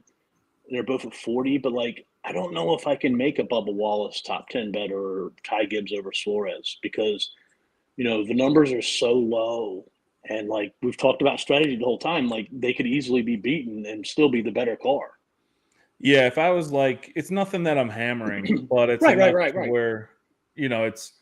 I guess if you're talking these little units I'm putting on at the beginning of the week, it's substantial compared to like what I put on Keselowski for, his 9-1 top Ford, because I don't know. I don't even think he is the best Ford, so it's hard to do that. But in any other scenario, if we were like last week, I'd probably hammer Ty Gibbs over Suarez, and I probably would have lost with what happened. But the big thing this year that Coop and I have done differently than like years past, we have been playing a ton of pre-flop props going into the race. Like we used to try to focus on the live in-game market when the odds would be better, but now that the odds come off the board sooner, the numbers get lower faster. You really have to swing at value that you see before the race starts in props. You almost and part of it is like what you just said. Like, I had Ty Gibbs head-to-head against Briscoe. This is why I hate taking minus numbers in head-to-head. I had him in minus numbers against Briscoe at Kansas. The only way he lost, he found that way to lose. Briscoe was 6 laps down before the race even started, man. And then last week I had, Gibbs head-to-head against Suarez. It was going to win, until Kyle Larson decided to, have an issue. So, those are tough pills to swallow. It is. It sucks. But I think that long-term, keep firing them, and it can't happen forever. Ryan, I've been coming around to your way, bro. I've been telling Coop that like we're snobs. Here we go. We're snobs. We don't like to lay anything in NASCAR, right? Yeah. Plus money, everything. But I said, like, do we have to reevaluate the fact that, like, if a matchup's minus 112, and we think that there's more than a 53% chance that that's going to, get the job done, do we have to hit it and stop being price snobs? We hammered, and again, I didn't get my books in New York, at least didn't have a Briscoe last week where you got the shit luck, but we hammered Barry over him. We hammered Austin Dillon over him, back-to-back weeks. And that was, I think they were both minus 125. And it's like, I don't mind doing that if it all makes sense. Like, I think that value is a weird word in the betting world, because minus 300 can be value if the bet makes sense. That's true. If you think it's going to win more than that percent of the time, then it's value to you. 1,000,000%. Like, it's a tough it's a tough pill to swallow. Yeah, if it loses, you're fucking pissed. But where it starts to become harder is when you're dealing with sports that are this volatile. Yeah, you know what I mean. But you're right. Like if a fighter should be minus 2,000 and he's minus 340, then there's value in that number, even though you got to lay 340. Exactly. You know? Yeah, So I get it totally. I'm just getting into it like this. The truth is, Keg did say that we were snobs and we do need to open up and look more. So what have I done? I've opened up and I've looked more. Do you think Keg followed me on those Gibbs bets? No. I was out on that island. Boom, gone. The matchup, you mean? Yeah, I didn't bet the matchup. So I have opened up. He's still being the snob. Yeah, that's fair. You know what, Coop? You're right. You're right.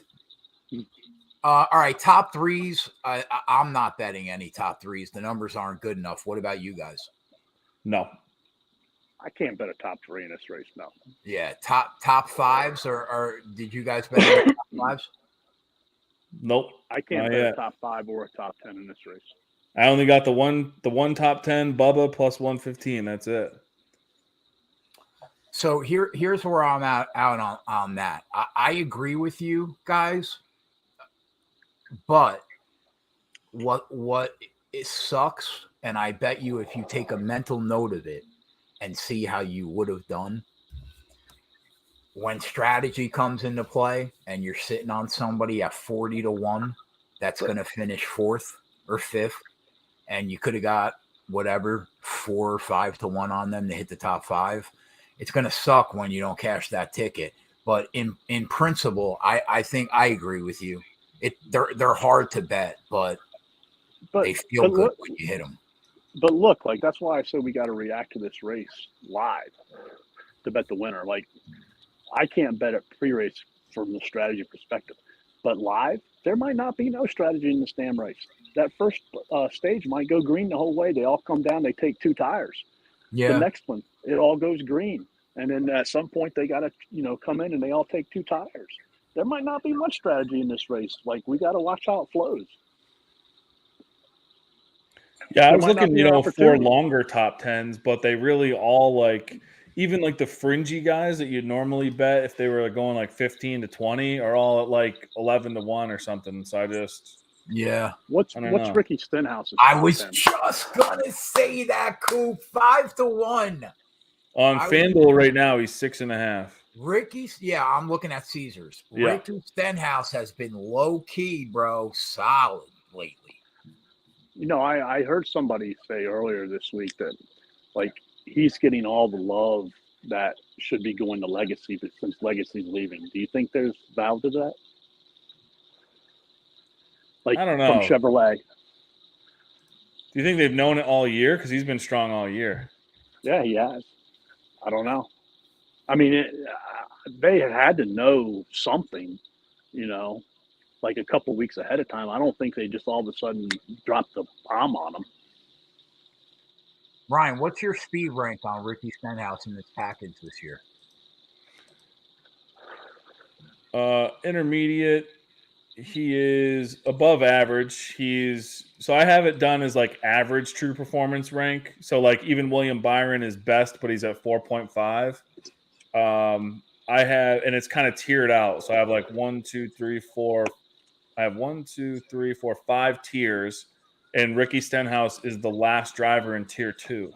You know what? 6.5-1 to hit the top 10 is not a bad number. His average finish is 13.83. And another thing about Ricky Stenhouse is when it comes down to cars and who's one of the last cars to pit, Ricky Stenhouse is usually one of the last cars to pit. When cars are he'll if he's 15 or 20 seconds behind, he'll stay out and just stay and stay and stay. So I don't know, it could work for him. I think at 6-1 I might be willing to take a chance. I mean, how could you not at what he's been doing? Yeah. Of the regular drivers in this series, the steady guys, he's got the 12th best average finish in this package. That's a bet at 10 at top 10. Do we have any top 20s numbers? No. No. I saw that pop up on a book last week. Rivers did that last week, I think. They just put the top 20s out on these big races, man, so they can collect money, man. Yeah, that was a Coke 600 special. Yeah. That and the I think that's worth considering at 6.5 to 1. At 6.5, I think I could get down on that. Yeah. All right, that's top tens. Winning teams. I don't know. I mean, I don't think there's anything worth hitting, is there? Oh wow, Ricky Stenhouse top 10 on Rivers is 295. Wait, is that true? So his 650s is pretty good compared to all the other books. 5 to 1 it is at Caesars. Yeah, so 6.5 on FanDuel. That's probably worth a little. I'm betting that now. I'm gonna hit it right now. Yep. Hold on a minute, Jay. Wait. Hold on. Wait. I don't want to hear your Betfred number, Coop. No, I'm not. Hold on. Oh, God. Wait. My FanDuel book won't even open. Hold on.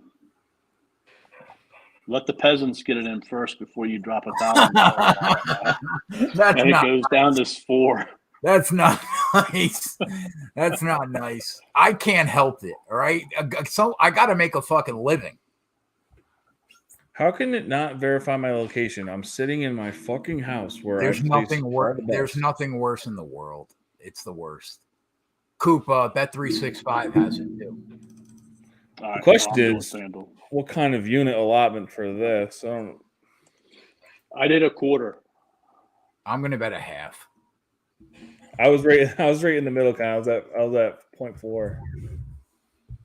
Because that's viable. That could definitely hit. I mean, he's freaking the same as Eric Jones, and Eric Jones is freaking driving a lawnmower this year. That is crazy.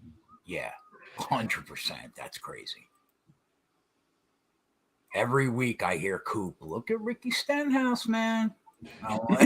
Every week. Well, you were wanting last week. Well, let's take Austin Dillon in the group, and I'm like, nah, man. Ricky Stenhouse is in there, man. Yeah, he's doing pretty good. Yeah, I like it. I think that's a good look. 15 minutes from now, we need to check the number.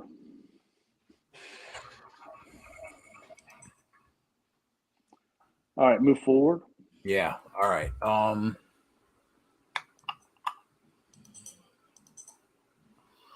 Do head-to-heads next, Jeff. Where do you want me to look? Which book? I don't know. Do you have any that you have, Ryan? I have 3. I just have the one I mentioned earlier, but I'm willing to get down on some more. So Kyle Busch is minus 105 against Chris Bell, who's minus 125. That's ballsy. But like other books have like I've seen 108, 112, 114, I think. The 105, I think, is what sticks out. All right. So I have that one, and then the other one I have is Kyle Busch is minus 110 against Chastain. That I like a lot. But that's at Betfred, so. Fucking mutt. No fun. Can't have any fun in New York. It's unbelievable. You can in Jersey either. So I'm kind of tending toward the Chastain one. I like that better than the Bell one because I think through a lot of what we talked about, and I know Bell, we are so high on Bell that I feel like his time's gonna come before New Hampshire. That'll be probably an auto bet for me that week, but right. I don't know, man. Short flats, Bell, like you'd be so pissed if you don't have anything on him and he just goes out and crushes everyone. I mean, Ross, like we talked about like Hendrick last week, being lost. Like Ross was like really lost last week. Yeah. Like I don't even know if he got into the top 10, did he? No, he was just riding around like let me see where I had him ranked. And I don't think he had any car issues, did he? I can't recall any. No, I know Suarez did, but I don't think he did. How? Well, now if you go back to your heat theory, like he was pretty good at Kansas, right? Let me look. Yeah, Chastain. I had Chastain as the 27th best car last week. Kansas, I had him as the 9th. Superbook has Bubba heads up against Briscoe or Keselowski at a coin flip. Doesn't that seem crazy? In a 3-man group? No, just Bubba against Briscoe minus 110. Bubba against is minus 110. Like Superbook does like 50 matches. Yeah, they have a ton. Oh yeah, I would absolutely murder that Bubba one against Briscoe. If Briscoe to me, and I know that the large consensus is he's been terrible this whole year, but in that short track package, he has an average finish of 8th. In the intermediate package, Briscoe has an average finish of 25th. I mean, these are crazy splits. So This is a place that he's typically better at, this type of track.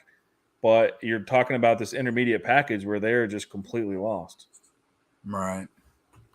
Yeah, I don't mind either of those for the people that have Superbook. And then the other one I have, it's like one I like on paper. Like Eric Amarola was really strong here last year, but like I don't think he's done very good in this package of intermediate against Buescher. He's even money. At Fred, he's minus 110. So at Caesars, he's even money. So I don't know. I kind of like the Busch one better than that. I'm only going to do one because I don't want to get too invested since Keg's already got me on Ricky Stenhouse. I think I like the one against heads up against Chastain better. Right. I like that Buescher one in this package specifically. No, it would be Amarola over Buescher. Oh, I like Buescher better, I think. Okay. Because I think Buescher was minus 110, I think. Even in the 3 short track package races too, Almirola only popped like one time, where Buescher I have, all 3 of those races as a top 20 car. Almirola only 2 out of the 3 with 1 good race. Any group bets that you guys saw that you liked? I have 2 I wrote down. The first one's Group A and DK. It's Busch at 285 and Blaney at 330 over Kyle Larson and Byron. Could bite me in the rear if I would go on and do it. But those are pretty big numbers. I don't hate the prices. The prices. How often does Hendrick miss at the same track twice in a row? Yeah. No, that's a question, not a comment. I would think it's not often. But again, like, who expected them to miss at Charlotte? Yeah. So, the other one that I like is Group A and Caesars. It's 360 on Blaney, 400 on Busch against Harvick, Hamlin, Logano, and Bell. More drivers, better money. I don't know. I like you guys both of you planting your flag on Kyle Busch. Yeah, I think we're in on a little KFB this week. Those are better numbers than I'm seeing. So I don't mind it. Scary again. Like, I just have this weird, like, Bell's going to kill me after I killed him last week type feeling. But again, that's only me. So, I mean, I don't think I'm going to end up going with either one of them. I have a better way, I think, maybe possibly. What about Ty? You guys seem to be high on Ty with me. He's plus 220 on Caesars to beat Suarez, so I already got him beating anyways. And then Buescher and Almirola. See, like, if I mean, if I have him in head-to-head, and he's already close. Right. On paper, it's not close, but I mean, you never know. I'd much rather it at 320 or something like that. 220 is kind of thin for I think if they're all even, they're plus 300. So you're kind of just taking the juice on every number's juiced. Right. I mean, last week I had him at 375 in the group. I forget, it was against Keselowski and a couple other drivers, Logano maybe. I don't know. Yeah, I don't. But like, After I thinking don't about like it out loud, I taking, don't. if you already have them head to head against a driver in a group, like I'm not too keen on then taking them in a group against that same driver, because you could end up getting smashed twice. They have Bubba on Rivers against Ty Gibbs, Ilmarola, and Suarez. But again, that's at 215. Yeah. Andrew says, "What do you think about Keselowski? He's been good on short tracks. I think Ryan's the one that might be more on Keselowski than Jay and I." Yeah, I just think for a top Ford, I don't think the odds made sense when you have three guys at 3-1 ish, and then it drops. You're basically saying, hold on one sec here. So you're telling me, I just want to like pump the odds in here. Yeah, no So problem. plus 300 is 25%, and you're saying that Keselowski, and these are odds, to win 10% there. So say they're all even. Yeah, I don't know, man. That doesn't make any sense to me. I would think like maybe you'd have. To me, it's like a group bet. You're in a Harvick, Logano, Blaney, Keselowski group bet, and Kez is 9-1. Yeah, I understand where you're coming from. I would probably want to take Ryan Blaney and Kez if you were going to take that shot to beat Logano and Harvick, considering how good Blaney has been running lately.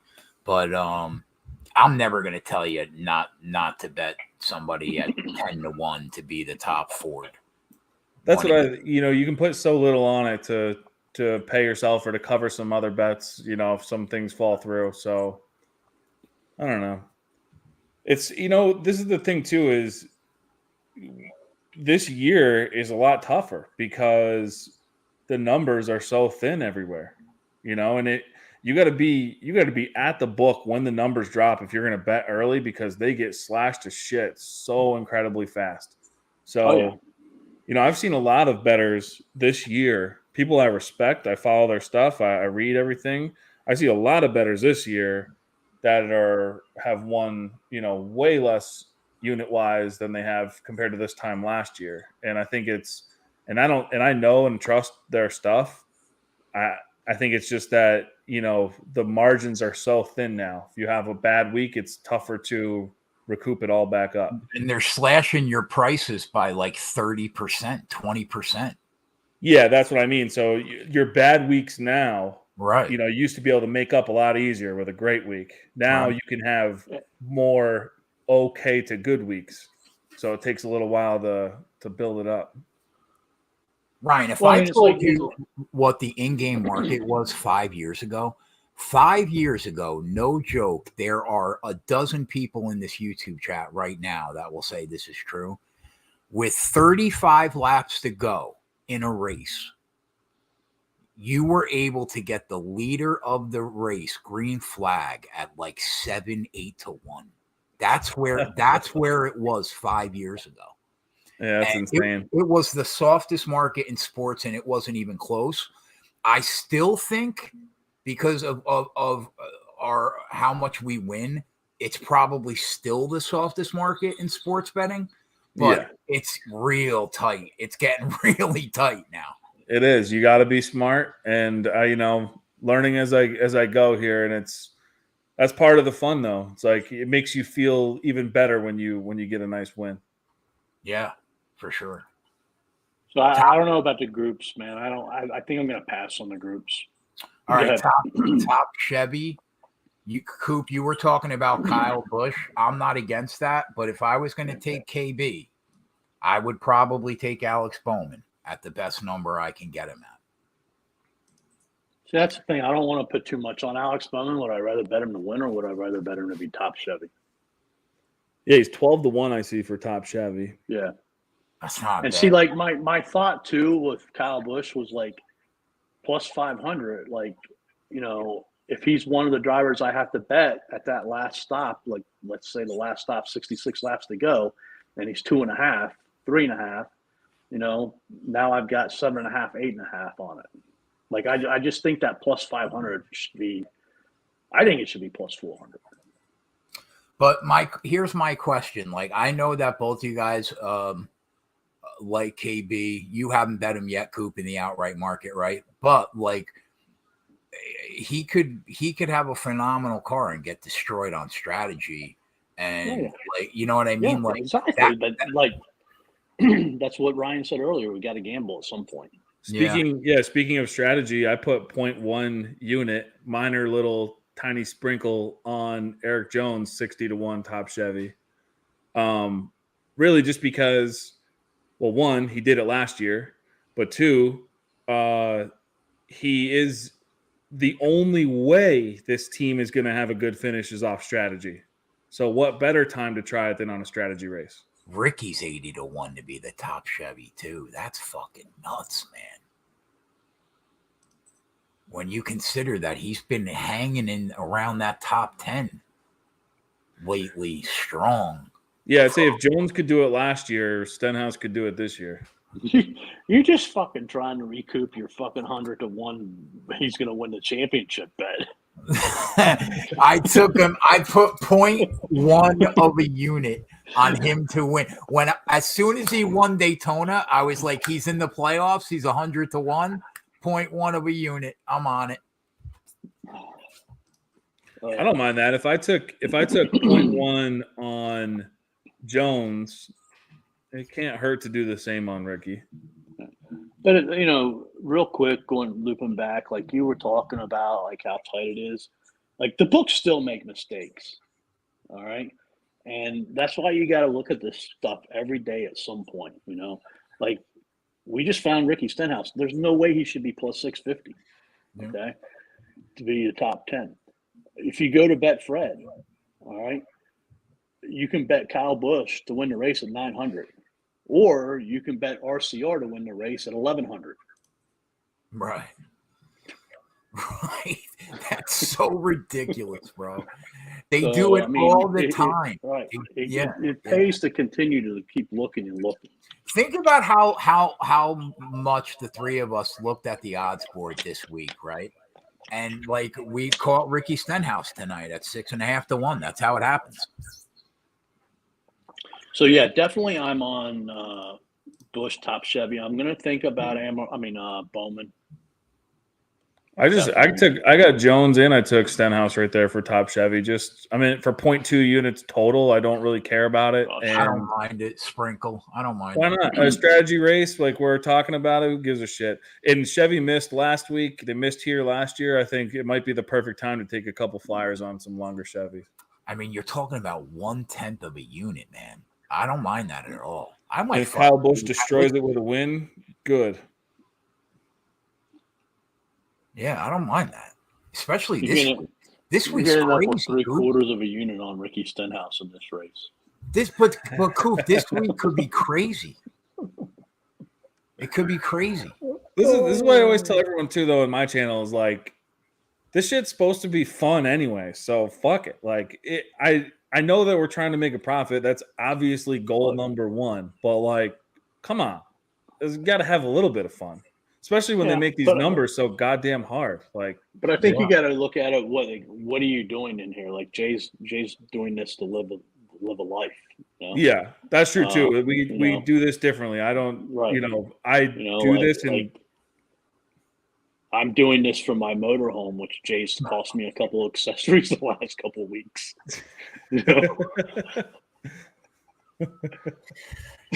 He says to me out of nowhere, so my wife looked in the sports betting accounts and realized how much money I have. And she was like, what are you going to do with all that money?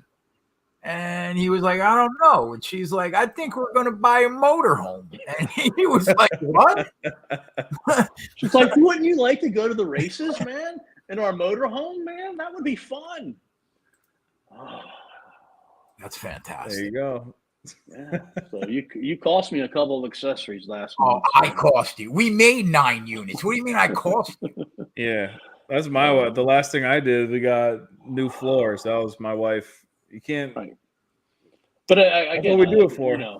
you got to figure out what are you into it for, you know? Yeah, for sure. And you know, I don't know. Top Ford, any action? I like Ryan Blaney. I know it's the lowest number. I like but Ryan I think Blaney too. what he's shown is so much better than Keselowski, Logano, Busher. And I mean, again, strategy could bite him in the butt, man. But I have a hard time finding that one of those cars is going to be better than him. But I think it's good to have our own strategy, have the fastest car and then a strategy car. Yeah, like that's what I'm saying. Like instead of betting a unit on Ryan Blaney, I'd rather bet like 0.7 of a unit on him and put 0.3 of a unit on a guy like Keselowski, just in case it really is a strategy shit show. Yeah. You know? I like that. I like that strategy right there. Because like, what's the big deal? Like instead of picking up 3 units, you're going to pick up 2.5 units. You know what I mean? And at least you had a little coverage. You and I always play the coverage game when we play top Chevy, top Ford, top Toyota. But I mean, like, doesn't even have. Oh, they have I just can't see one of them beating him the way he's looked.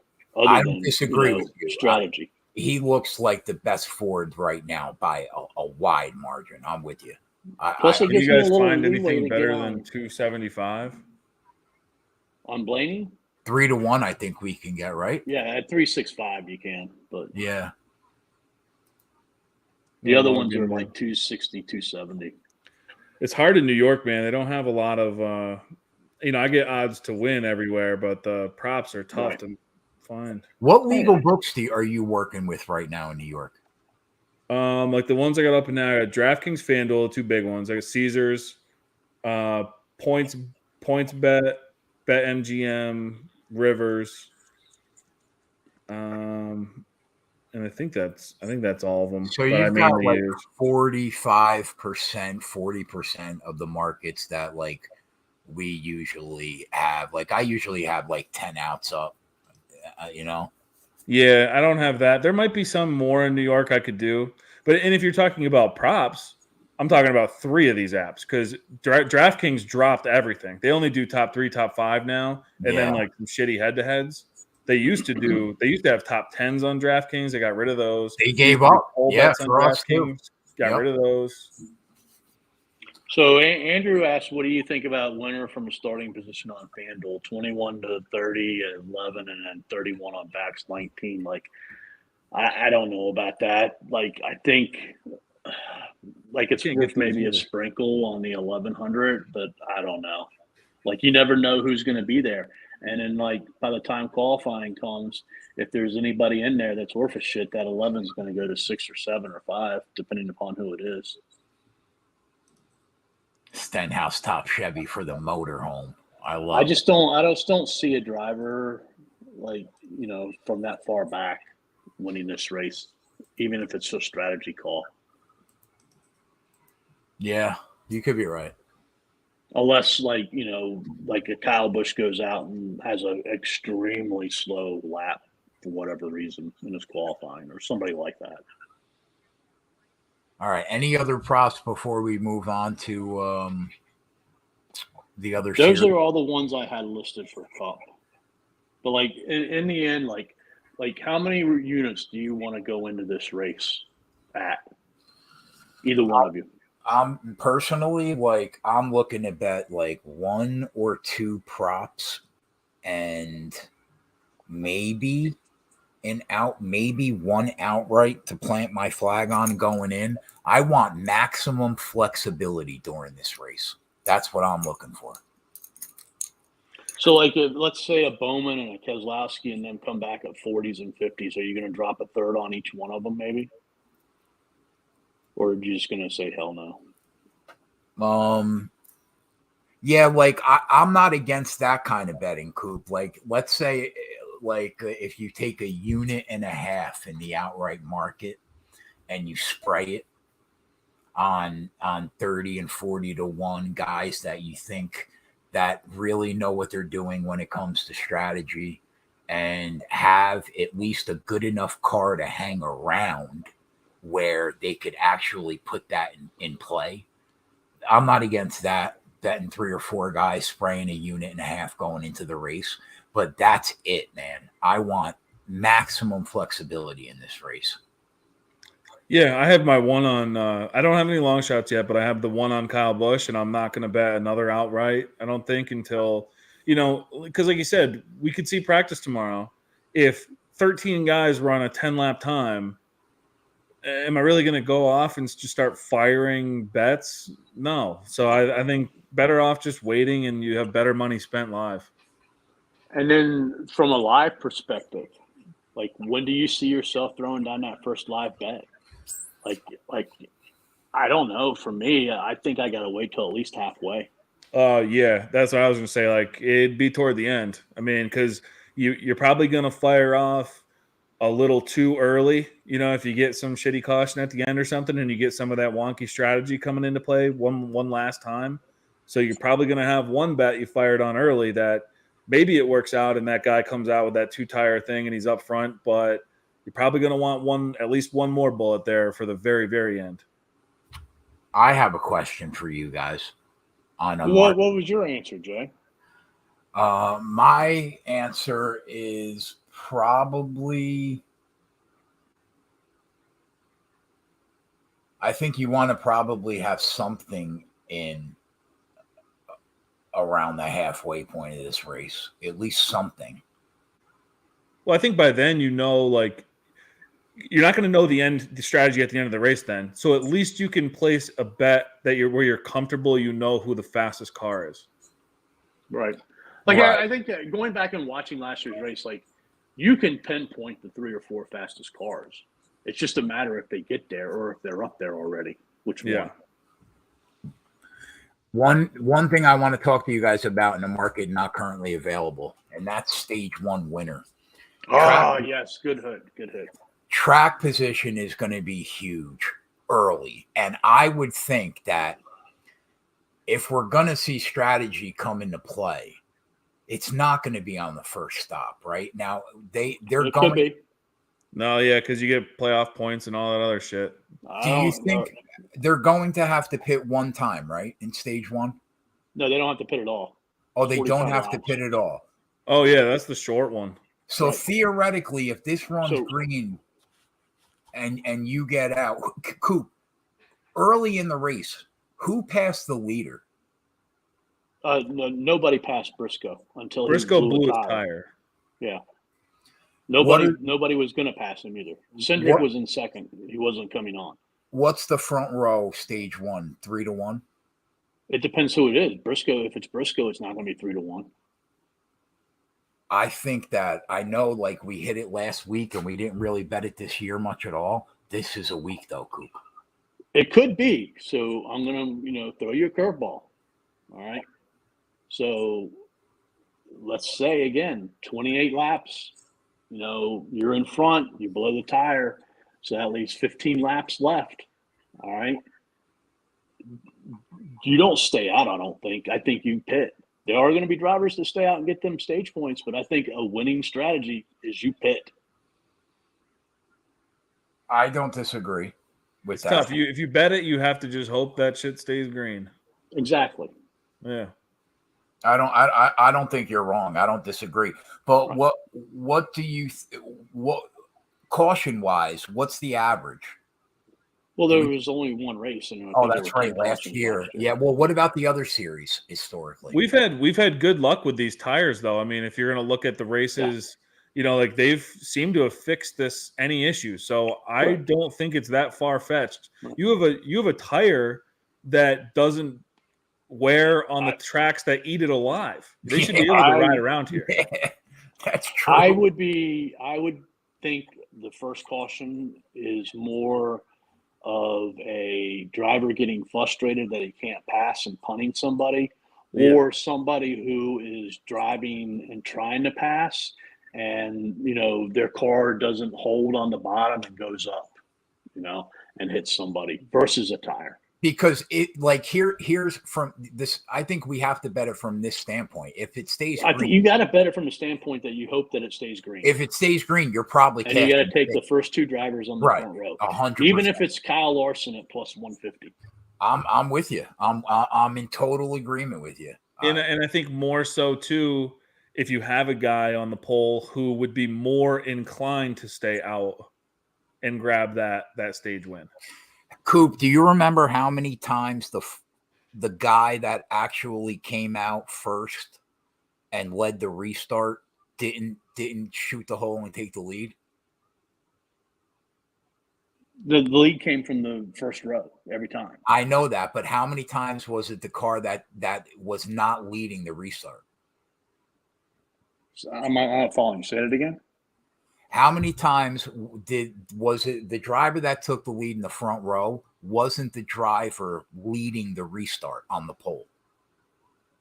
You mean like a switch of leaders Correct. from prior caution to after caution? Correct. Like when they hit the restart, the guy hits the gas first, but the other guy passes him. Exactly. Right?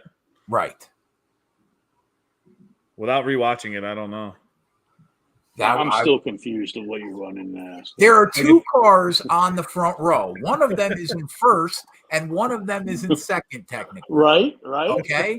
The guy that is on the pole in first leads the restart. How many times in a restart in that race I think every time the guy who was first. Okay. I mean, and I want to say I'm 100% sure, but I'm pretty sure. It's hard to see why not, because you would just you're going to take the inside here, and then just no one's going to pass you. Right. So that's why I asked, do we have to take both the guys on the front row? Well, you do. Because Joey Logano was in third place. Okay. When he came out of that pit stop. Okay. And he passed the second place driver, got him up to second. There was another caution that came out, and him and Busch were on the front row, and he passed Busch. Okay. Fair. Okay. So, stage one winner is something that we have to target on Sunday morning, definitely, when we see what it is. All right, I think that's the Cup. Now, obviously, we don't talk as in depth about Xfinity and trucks as we do Cup, but we at least talk about it a little bit. I think the truck race is the money making race, in my opinion, that you can count on this week of the three. We have a ton of data at Gateway for the trucks. We know that Toyota is fast. Chevy looked good. Ryan actually sent me his plays, Coop, what he was on in trucks, and he's on the same friggin' guys we are, man. Friesen, Eckes, we're on them both. I was on Heim. Coop was on Heim. Unfortunately, Heim's not in the race, right? I did take Enfinger, Rye. I thought that was a good look. I agreed with you. And the one person that you don't know that we're on, in practice, we did take Majeski just in case he's not 2-1 if he really shits on this field the way he looked very good in practice. But he won the pole, so that's probably smoked out now. We didn't get a great number. We took it at FanDuel while practice was happening at like plus 430. Yeah, he's 250 right now. That's why. That's what I told you. Right. Yeah. Right. And 380 on FanDuel is not terrible, but I probably won't take it. I figured that he would be maybe 2-1 halfway through the race, and he's already 250. That's crazy. So I was really disappointed that Carruth couldn't run a qualifying run tonight because he was fast in practice. I just think that's so disappointing. The GMS cars have been absolutely dominant here at Gateway, or trucks, I mean. So, I don't know. That sucked. I got him at 40. He's further than 40 now. I thought 40 was a really strong number for him because I think he could have qualified near the top 10. and that would have been slashed in half. And 40-1, I'm still okay with it. I just did a little sprinkle, like 0.25 on it or something. So that's the only other guy I got that you guys don't have. So we talked a lot about strategy for the Cup race. Do you think we're going to see a lot of strategy in this truck race? Or do you think it's a little different? I think that the cars. Don't you think that? I expect the chaos on Sunday. Expect them to run true to form on Saturday afternoon. That's kind of where I'm at. Yeah, I think like without the tire wear for the trucks, it probably and being hard to pass, it's more of just that raw speed type race. Fastest trucks will prevail.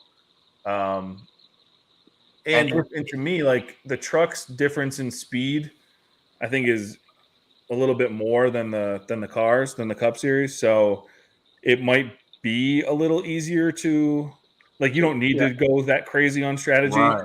You could take 4 tires, and if your truck's going to be that much faster than someone, you'll find a way around them. Because it's not a coincidence you see the same. They race this all the time. It's not like Cup where we have a one race sample. Right. We have samples here, and you see the same trucks up there all the time. Yeah. Exactly. I'm not going to say that passing is going to be easy in a truck race, but I think it's going to be easier than what it is in a Cup race. Oh yeah, to pass in a truck race. Definitely. Yeah, I'm with you, Coop. And we're on. Obviously, you couldn't get Majeski, and to be honest, I don't think he's going to win. I think we're on the winner with Eckes and Friesen. I think one of those guys is going to find a way to get it done. Enfinger, if you look at, he always finds a way. He's very good, I think, in this format. And he started 9th, I think, the last couple of years, somewhere around there, and drove the car up to 4th or 5th. I think that his car will get better as the night goes on. But I think that Eckes and Friesen, they were 3 of the 4 fastest when it came to putting down one lap or the average. So I think we're in a very good spot for us to make money on tomorrow. One thing I noticed was Eckes, he did beat Majeski in 10-lap time, but Eckes's 15-lap time also matched Majeski's 10-lap time. Right. So, he's fast. I agree with you, okay? I'm with you, bro. But Coop started looking at the individual lap data, not the lap average, the individual laps. And it looked like Majeski was faster, but his fall off felt, at least in the average time, it looked like Eckes had a monster. And when you look at the average, but when you look at the individual lap times, it looked like Majeski was the better car. I don't know. I think one of those 3 cars wins tomorrow. So one other bet I made was Stu Friesen top 5. Bet him at 190 at Caesars. At Gateway he's finished 4th, 5th, 3rd, and then 13th his first time. Nashville he's finished 5th and 5th. Phoenix, he's finished 5th, 2nd, 6th, 1st, 5th, and 6th. I know. I told you I wanted to bet it, bro. I held out. Now I'm going to get a shitty number. It's still 160, which I'm surprised. I know, but we still don't have the numbers on Bet365, right? I haven't checked. Hold on. I don't think we do, but I don't think it matters now. I think that I'm not getting 190. I was hoping we would get he was 20-1. You're not. I figured at 20-1 we would get 2-1 on his top 5. He's actually 10-1 to win at 365. What? Is he really? Yeah, and he's 15-1 to win at Caesars. So he's 12-1 to win on Rivers. Oh man, I'm gonna get plus 50. Wow, Canby's got Eckes and Majeski 3-1 to win. Yeah, I think Eckes has a monster too, man. I think him or Friesen win. I don't think Majeski does it, but we had to cover ourselves, I guess. I had to switch headphones. There's you're not going to get a 160 at 365. A 190, you mean? You're not going to get 160. if he's 10-1. I don't want to fucking talk about it, Coop. Probably another bet that you're excited about, but you'll never do.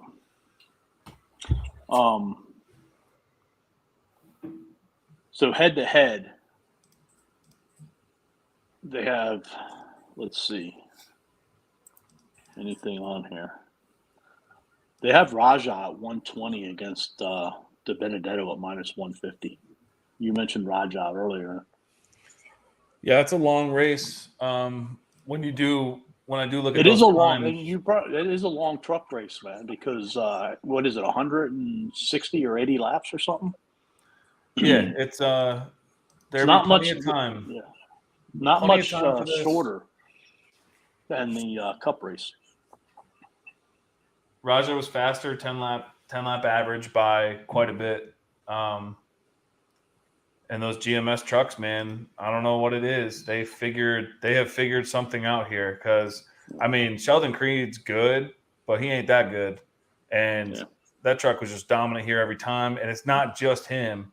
It was whoever else I sent over in that message too when I was looking at it earlier. Where the hell is it? Oh, yeah, it's Brett Moffitt was the next best, and Sam Mayer was the third best, all GMS trucks. And that's over multiple years.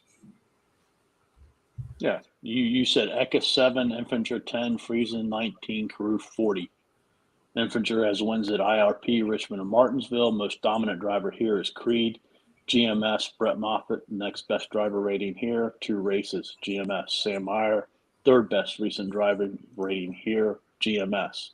My son's name is Grant. We do it for him this weekend. Yeah, there's that too. I was talking about him earlier in the week too. I think it's solid. I think he's live. Let me ask you this. The only 2 cars, if we're going to base performance, right? The only 2 cars that worry me is Ben Rhodes and Nick Sanchez of the cars that were not on. And maybe Hocevar, maybe.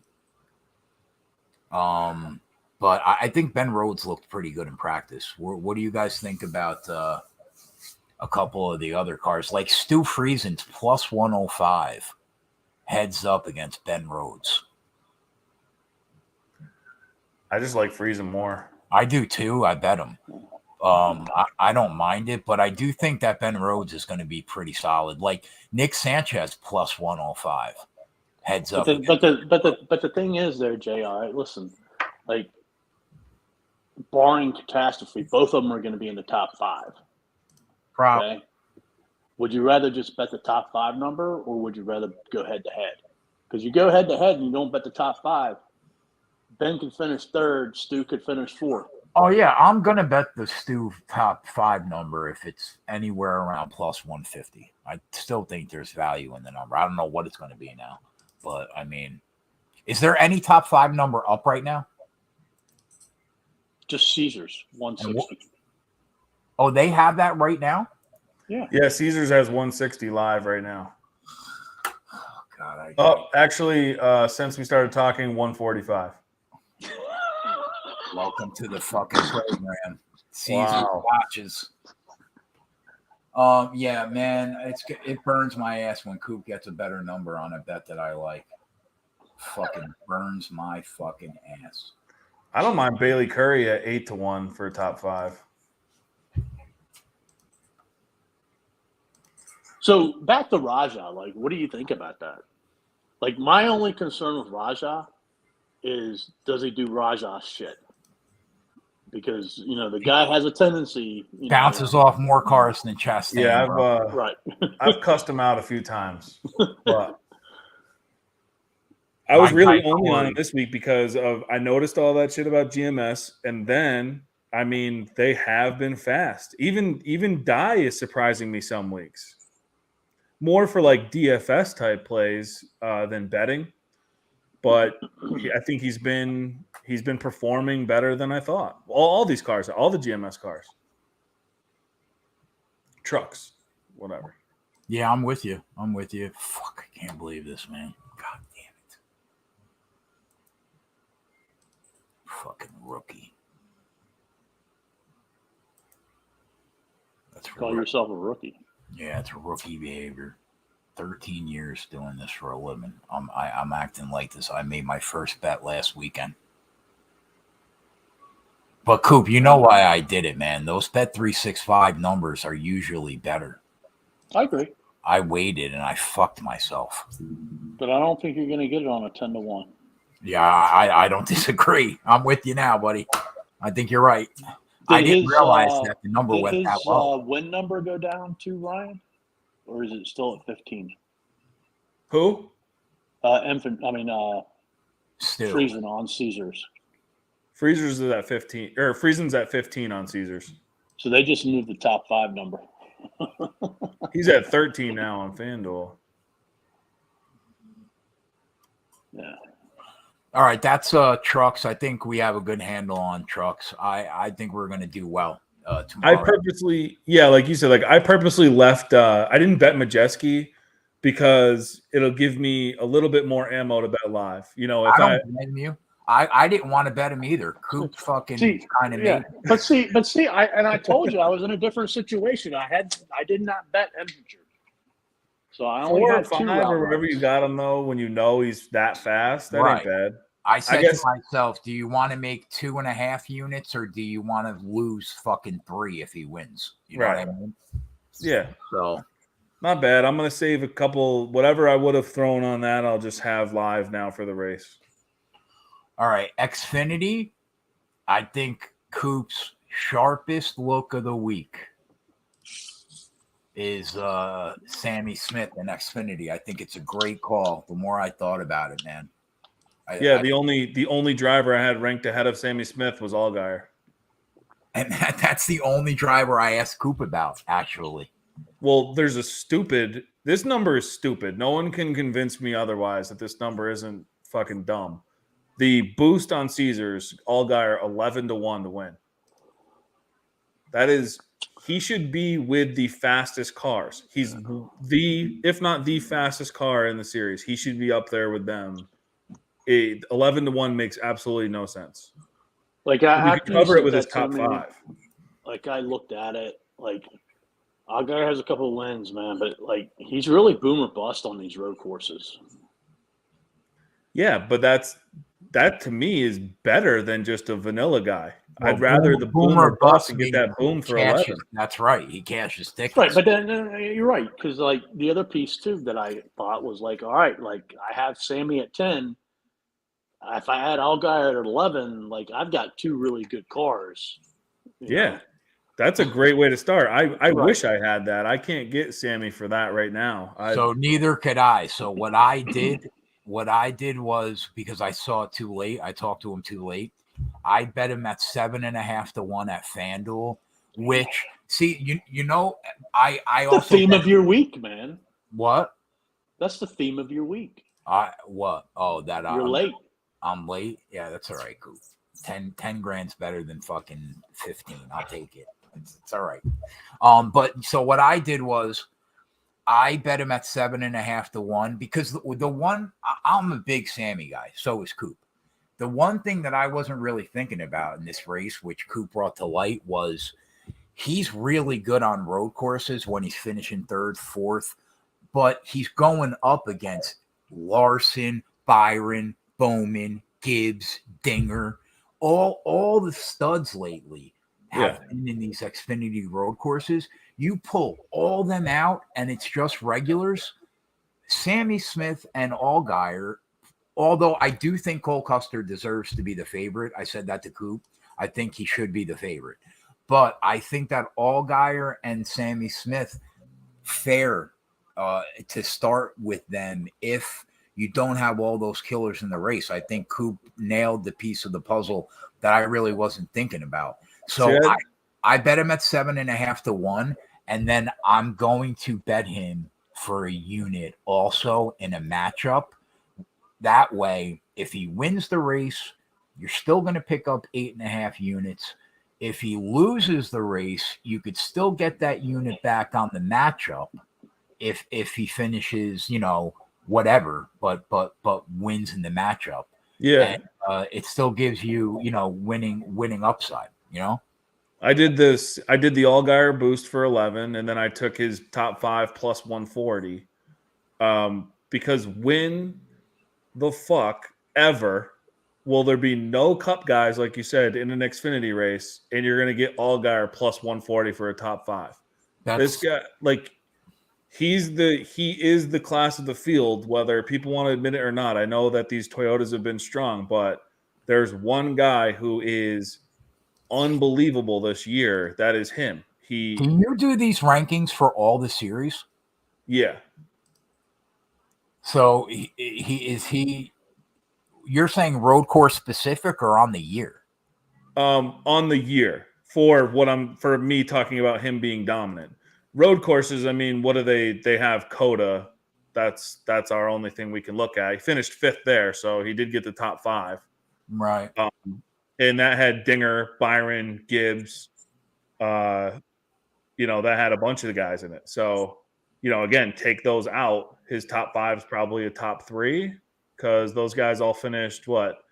Dinger won. Byron came in 2nd. Gibbs came in 3rd. Mm-hmm.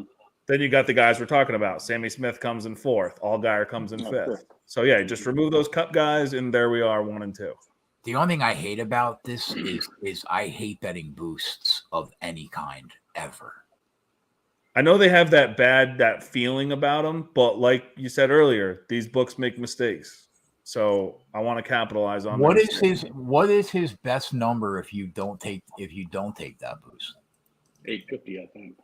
850. That's Caesars. I could be wrong. So his number is 11-1 at Caesars with the boost. Yeah, like and okay, and I understand this about Custer.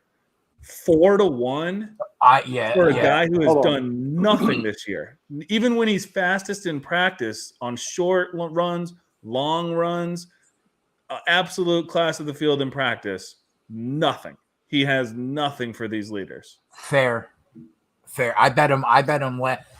They wouldn't let us live bet when they resumed at night. There was not one book that had Xfinity live betting after the Coke 600. And my only pre-race look was Custer, and he ran around in 4th all fucking night. Yeah, that's what I mean. He's to me, like, at what point are we just going to say he's not very good? So, Jay, 2 things. First,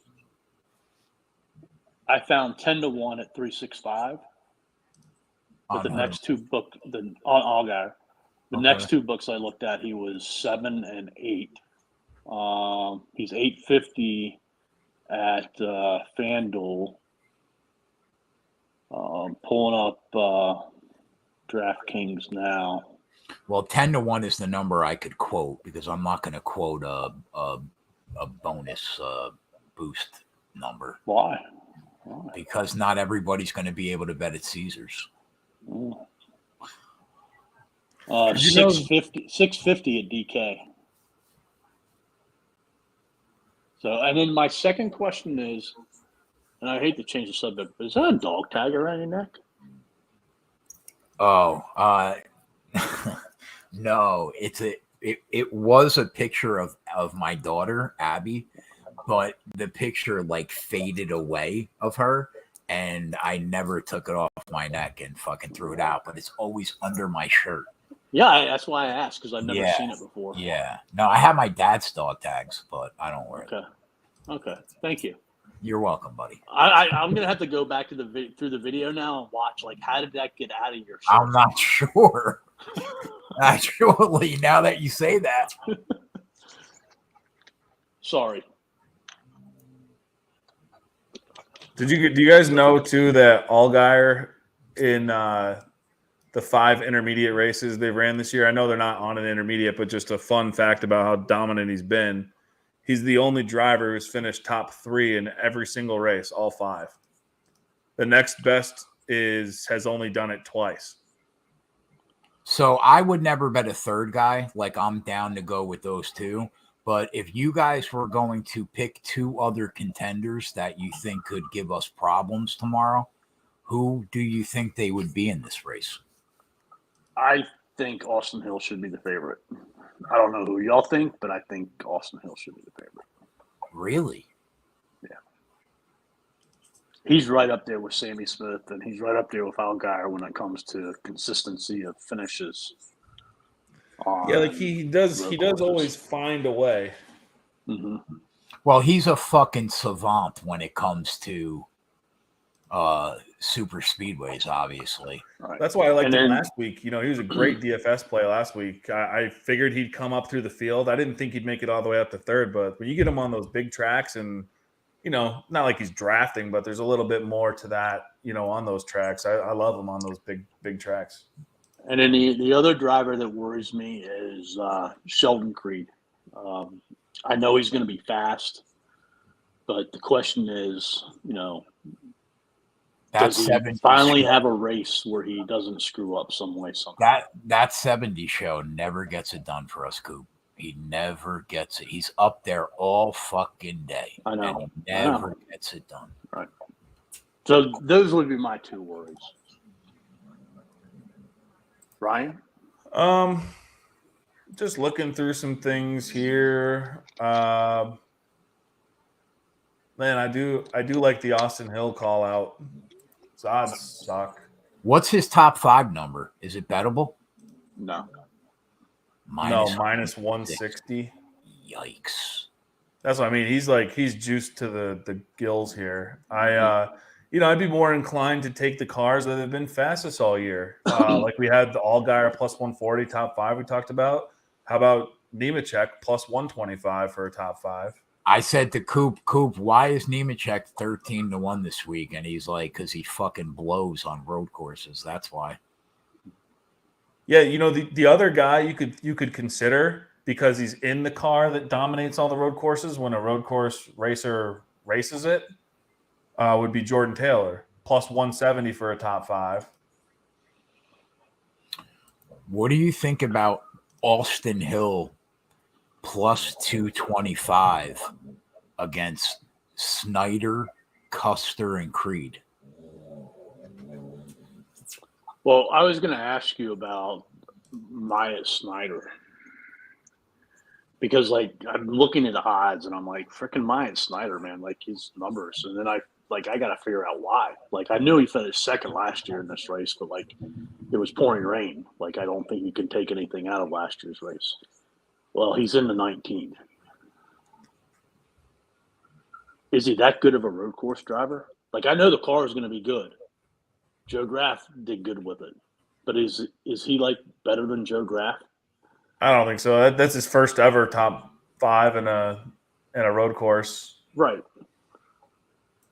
And again, I don't know. So it looks like he's got a top 10 at the Indy road course. That was in the RCR number 2.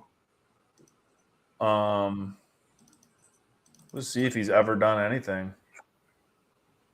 Daytona road course, he's got a top 10. That was in the Ryan Sieg team. Started 27th. So maybe there's a little bit to it. Because one of the bets I have written down is a head-to-head. Austin Hill minus 115 over Myatt Snyder. Yeah, I mean, Myatt Snyder, you look at his average finishes. I mean, this guy always gets into some shit. Look at his DNFs. He's got DNFs how much does the car mean to him now? The car is going to be good. Yeah. Because, if you look at that bet, it's minus 130 at Caesars. Minus 115 is not a bad number.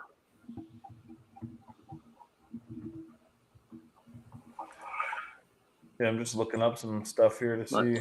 And then the other thing I like, Sam Meyer. Have you looked at his odds? Yeah. On some books, he's plus 2,000. On other books, he's plus 600 or 800. Yeah, when I do my ranks, he's 20-1 on Caesars. He's 22-1 at Bet Rivers right now. All right, so my ranks go like this: Allgaier, Smith, Nemechek, Barry, and Mayer. Wow, you got Nemechek ranked high, huh? Yeah. Fuck. I mean, I think on that number.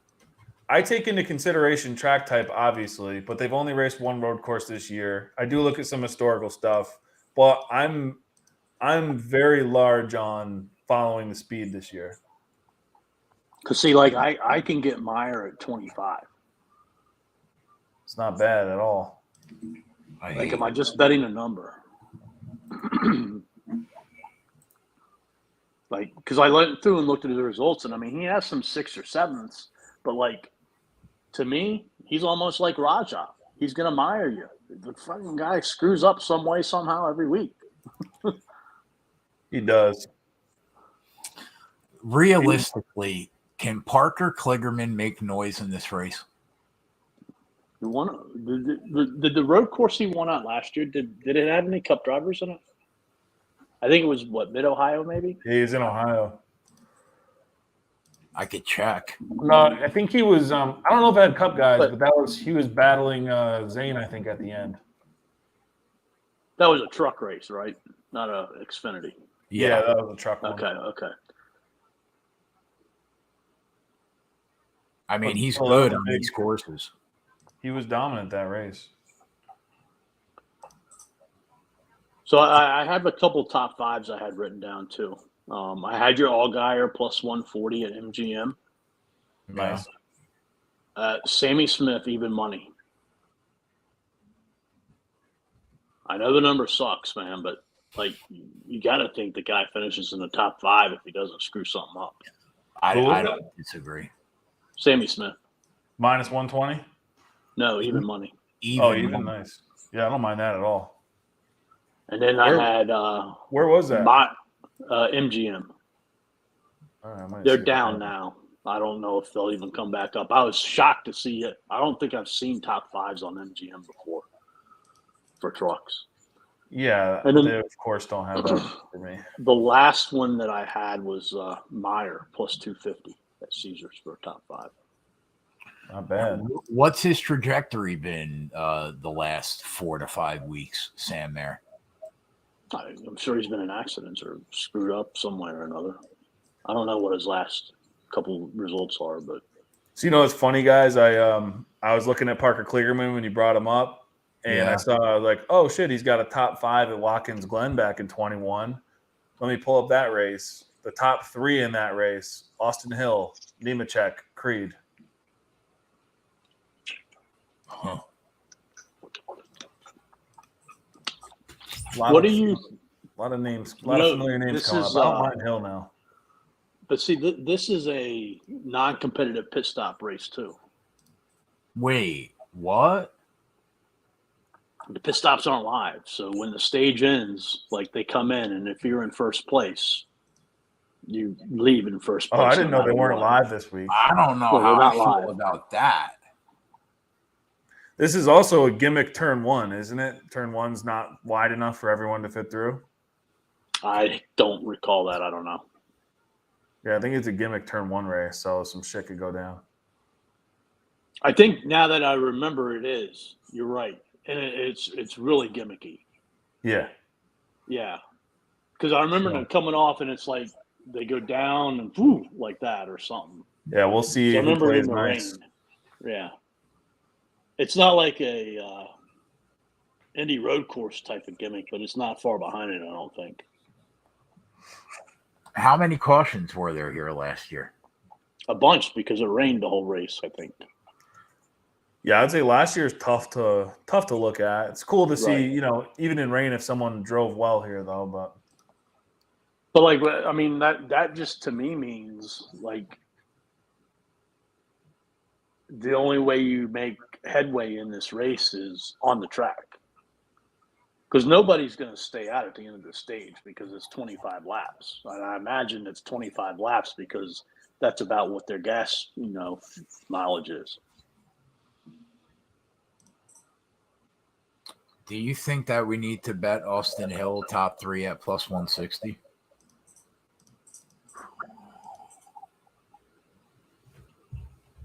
I do not.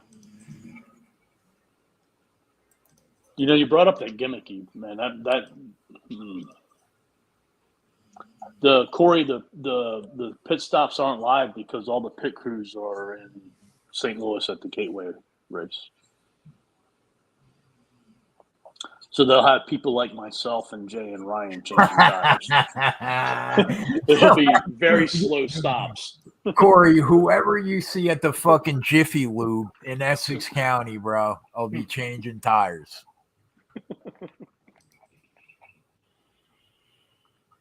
Remember, like, wasn't there one of these races where Kyle Busch was in it and he had like a 25 or 30-second stop or something crazy? It's crazy. All right, is this going to be one of those races where we're running 1, 2, and fucking we get destroyed because the final restart in turn 1 they take each other out?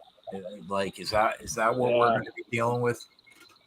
Can you Google it real quick? Just Google Portland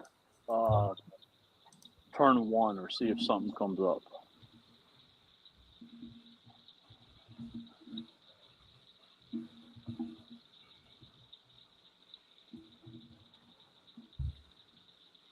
What am I looking for?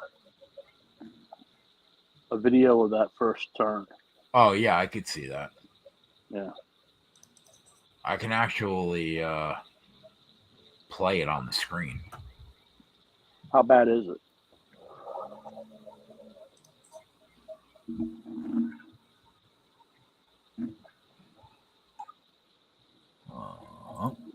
Let's see. Because on the other side, that does make me want to take Sam Meyer a little bit more.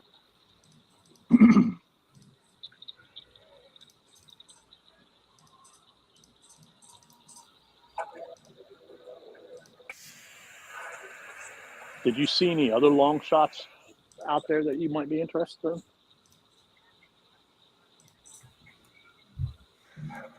Like, what's Kligerman? Hang on, I'm The trying. only one that caught my eye was Jordan Taylor. Like, if Jordan Taylor is going to come out, and he ran really well in his first Cup race on a road course. Right. But do you think the Cup cars are easier to drive? I do. See, I don't know, because a lot of people struggle their first couple times. True. It's tough to get a gauge. I'm gonna look at the long shots, like you said. See, Kligerman's 14 on Caesars. That's kind of dumb. When Mayer's 20, I don't understand that. Where do you have Josh Berry ranked? Because he's over 20. Yeah, I like Barry. Barry, I got up in the top 5 with Mayer and those guys. JHN, Allgaier, Smith.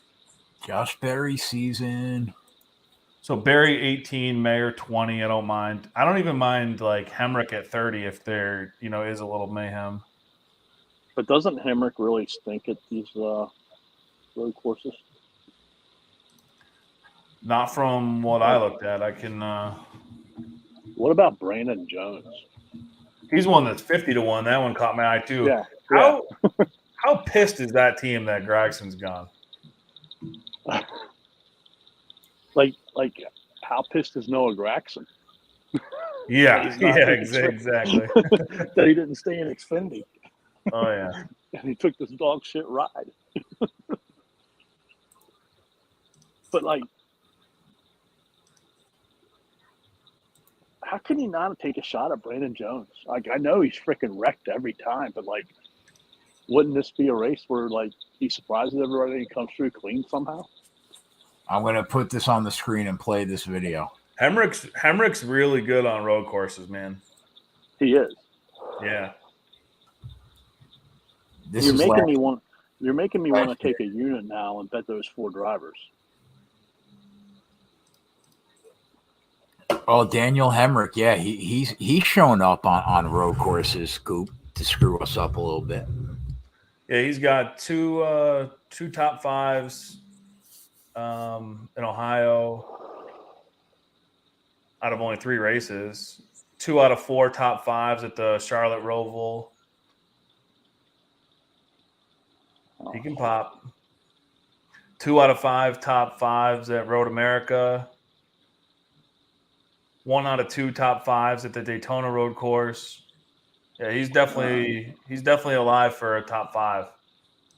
Now I'm gonna have to freaking roll through this shit and figure it out. What's his top 5 number? It's only 4-1. I was hoping it'd be a little longer than that. What are his odds to win? I think 30. Let me look. Oh wow. Yeah, he's 30-1. Who, Hemrick? Yeah. You can get him a DK at 35. Oh, nice.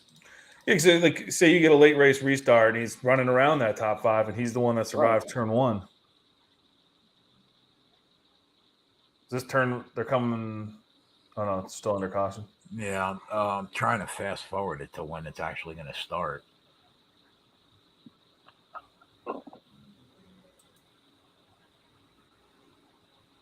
Here we go. Yeah, look how wide they are. And look how narrow it gets. Yep, they're fucked right off the first turn. And then it turns back the other way too. Oh, yeah, there's going to be some shit going down here. Christ, what did we do? Well, thank God for who brought that up. Yeah, I knew it was a gimmicky one, but forgot it was that stupid. That's worse than freaking Indy. Because at least Indy, you just go. This one, you got to turn and then turn again. Yo. You basically go where you can be 4 or 5 cars wide to where you can only be 2 cars wide through the next 2 turns. So what are you saying? You think we have to take a unit and start spraying quarter units to back ourselves up, Coop? Yeah, I'm going through and looking like at Jones, Hemrick, Berry, and Meyer. Is there anybody else down there? Like, what about Chandler Smith? He's like, 30, I know he doesn't have much. He doesn't have much experience, but I'm a big Chandler guy. What about Brett Moffitt at 75? Seriously? he basically just said, yo, right. Are you all right, bro? Why Brett Moffitt? I don't know, because I'm telling you, I just have these weird feelings about He's 100 at DK. Is he really? Yeah. Hold on. Let me see if I can scrounge up some shit here on Mr. What car is Alex LeBay in? He's a good road course He's a great road course driver. I wish they had top 10s for guys like that. God damn. See, I guess this is another reason why, like, doing these shows is really good because, like and getting everybody's thoughts. Because, like, I would have never come down this road of betting, like Coop, this. that first turn is like a circus. Another really good road course racer is Jeremy Clemens. He'll never have the speed to win, but I wish they had like top 10s or something like that for Xfinity. All right, so I'll put. I'm out on Moffitt. What do you think about? You're out on. I was writing to write his name down. Now you're telling me you're out on him. Nah, I investigated that one. I could say I must be tired. Okay, what about Chandler Smith? How's he done in his first couple? How did he do at Coda? I think he might finish top 10 or around there. Let me see.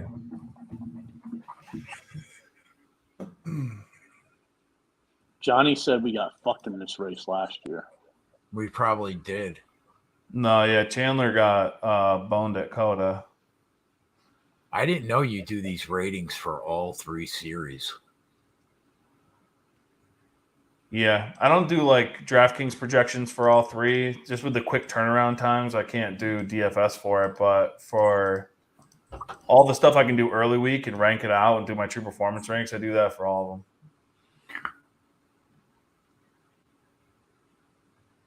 What do you think about Riley Herbst at 30-1, Coop?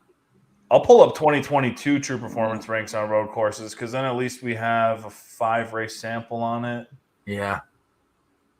And a lot of people are in similar cars. Like Sam Meyer is plus 600 at FanDuel. That's crazy, bro. Yeah, dude. Sammy Smith pops on this one too. Even looking at last year's, I love this guy. If he stays clean, man, he's gonna win this race. So here's all the guys at the top of this list who aren't in the race: Byron, Bowman, Dinger, Larson, Gibbs, Gregson, even James Davison had a nice race in the 18. Right. Briscoe. Now you get to the guys who are in this race: Sammy Smith, Custer, Sam Mayer, Sheldon Creed. You know, those names are coming up a lot. What about Anthony Alfredo? Do I recall seeing his name near the top at some road courses somewhere somehow? No. Not out. No, I think he's more of. I like him on the drafting races. Okay. He's 35-1 to hit the top 3. Holy shit, man. Yeah, I think like we got to look like mid-range. You know, looking at those guys: Brandon Jones, Riley Herbst, Mayer, Chandler Smith, Hemrick, all those dudes.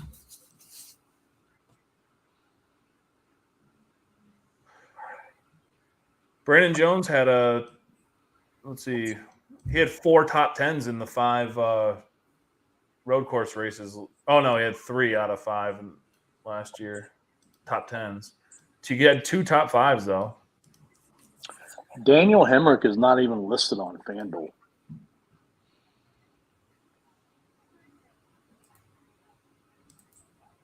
That's weird. Sam Mayer with 3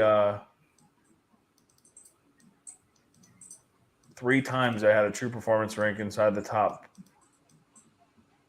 They actually have a dude that does sideline reporting at 14-1 in this race. Oh, Austin Hill was actually pretty better than I thought. He had 3 top 5 finishes in the 5 road course races last year. You guys are gonna bury me with this kid. Like you're making me feel like I gotta bet this kid. Yeah, last year I didn't think he was that strong, definitely not as strong as he's been this year. And he still had 3 top 5s out of the 5 road courses. My worry is 6-1, man. Like you really need that first turn to be clean.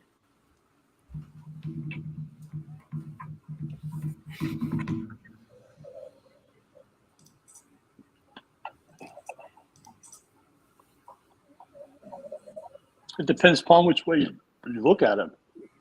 Maybe you don't want it to be clean for him to get the top 5. Oh, you're talking about for a price? Yeah. Yeah.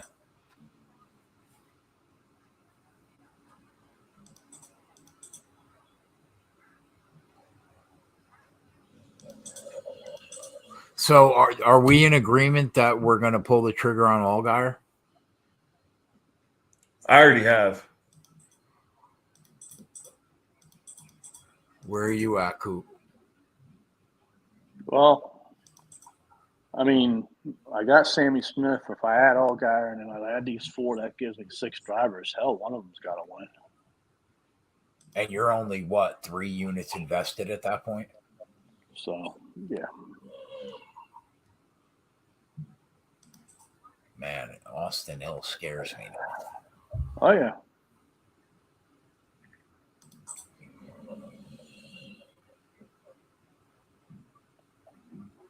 Oh, yeah. I gotta hit the bed here soon, fellas. I'm tired. All right, brother. I said he was my favorite at the beginning. All right. I guess we can call it a night. 3-hour show. It's a fucking long show. Thank you for coming on, though, man. I really appreciate it. You're welcome to come and hang out with us whenever you'd like. Awesome. Yeah, I know they're going away another week coming up here, so maybe we can get together that week. And then it's been cool. I know we've been talking about it for a while, so I'm glad it could happen, especially in a week like this where it's so hard to figure out. Brandon Jones is, and also we're live for every NASCAR race. So if you're ever free and you want to come hang out on the in-game betting show, you're welcome. I'll send you an invite. Oh, sweet. I might even do that this Sunday, so I'll be around. Oh yeah, we'll be live. All right, I'll shoot you a message then. Tomorrow too. Yeah, tomorrow too. Both races. All right, I'll send you a message. All right, man. Thank you, Ryan. All right, guys, it's been real. This won't be the last time. Thank you. Wait, wintherace.info, right? Yep, wintherace.info. Come check it out. We started pumping some free stuff out too. We did. My guy Greg Mathern became like a good friend of his through NASCAR betting. He does all this data he pulls, and this is all free on the site too. It's not behind any paywall. It's all the cup drivers for tracks that might be relevant to the current week. So I get, comp type tracks. He takes how the percentage of laps they've been running in the top 3, the top 5, the top 10, the fast lap percentage, the laps led percentage, and it's all in one chart. Sortable, all free, all on wintherace.info. That's great stuff. Yeah, it's cool stuff. All right, let me know if you want an invite for anything that we're live for this weekend, and I'll send it over. All right, cool. I might go to a friend's and get drunk tomorrow and bet some UFC and all that shit too. So hey, wait a minute. Speaking of UFC there, Jay, you put out a comment, man. You're looking for somebody to do a show with? Oh, yeah. I'm at Tommy's house tomorrow. He lives like an hour away from me. Yeah, but anyway, I sent a tweet. I said, DM sent. I haven't had a damn thing from you. Coop, what are you going to add to a MMA podcast? I mean, I didn't even get a response. I didn't even know that's what you meant by that. I didn't even know.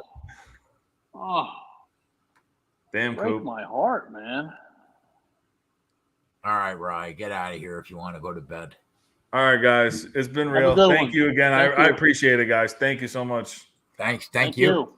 I'll talk to you this weekend. All right. Bye. Very cool dude. Mm-hmm. Are we still live? Yes, we are. All right. I'm almost done finding my numbers on those 4 drivers.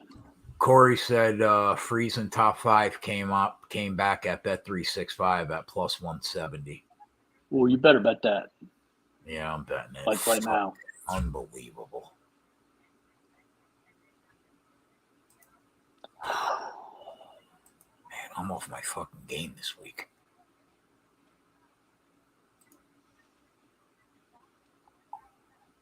Ben Rhodes 2-1. Enfinger 2-1.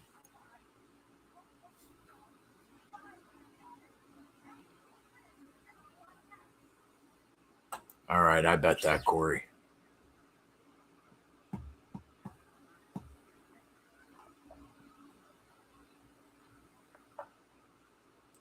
Good job.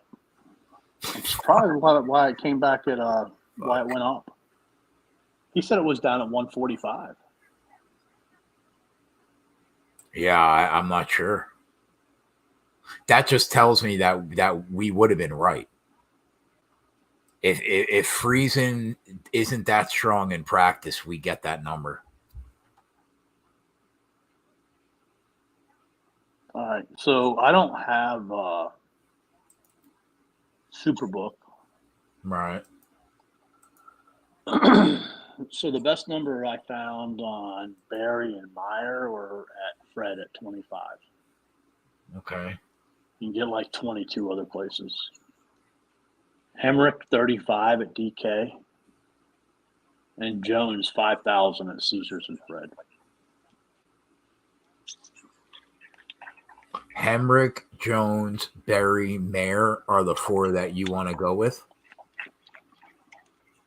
I mean,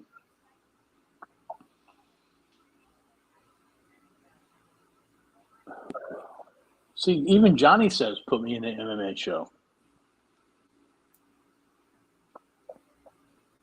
Johnny's on fucking every show I do. No, he said put me in the MMA show. Oh, put Coop in the M. No, Johnny, what do you want? Chaos, Johnny? Johnny wants just chaos. It would be a fun show, man. I promise you. Let me host it. Fucking guy. Let me host it. I mean, I want to learn more about MMA. If I am a host, man, I can learn more about MMA. Do you really want to learn more about MMA? I don't know. Yeah, but I could use it as an excuse to say I want to learn more. Right. And it would make me learn more. Like, listen, man. Johnny, can you imagine Coop in the fucking MMA room giving out plays? Like, hold on, man. You gotta admit, man. Like, when you were wanting to play these MMA parlays with NASCAR drivers, and I was asking you a lot of good questions, and I was thinking from the other side, making you think. Coop, I tell you all the time, you're a great sports bettor for doing this as long as you do.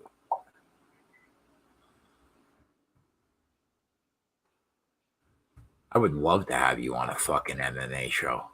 I think it would be fucking hysterical. Until we're a year in and then you're fucking trying to teach me how to bet MMA. Fucking kid. Okay. So those 4 drivers, the question is, do we want to add a 5th or a 6th? Like, now listen. Like, we can do this because we would have Sammy Smith at 1,000 and Allgaier at 1,100. Right. But if we do this, are we taking ourselves off of Austin Hill? Well, that's the decision. Do you want to bet a unit on Austin Hill at 6-1, or do you want to take a unit and try to catch a price on 4 guys? I don't know, but you're scaring me. Like, Austin Hill was at the top of his board. You think he should be favored? I think he's good, but he wasn't on my radar for a fucking road course. All right, so 550 DK. We can get 6. 6 at FanDuel. 6 at 6 at MGM. 6 at Rivers. 6 at 6 at Barstool. 6 at 365. He's like 6 market wide. 550 at Fred. Listen, before we watched that video, I would have said, let's just bet Austin Hill. Now, I don't know. Like, now I think it's a coin flip. That turn is crazy. But Corey brought up a good point. How much of that chaos was because of the rain last year? Well, I mean, I didn't watch the video. Like, how much of it was because of the rain? What do you think? I mean, there were gigantic puddles on the ground. It seemed wet. It couldn't have been a plus. But like, is the turn like? It's like a right hand. It's like a right hand turn, and then even without rain, I mean, they're going to be competing against you. And the other thing is, like, it's all Xfinity drivers. Yeah. Like last year, like a Gibbs and an Allmendinger would just drive away, right? Yeah.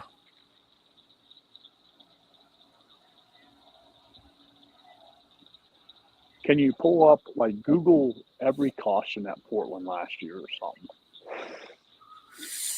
Something like that. I could do that on Racing Reference, right? But it's not going to tell you where the cautions are. At what you mean, like what lap? Yeah, maybe it does will. For Cup. I know it does Right. for Cup. Okay, so look at that before you Google it.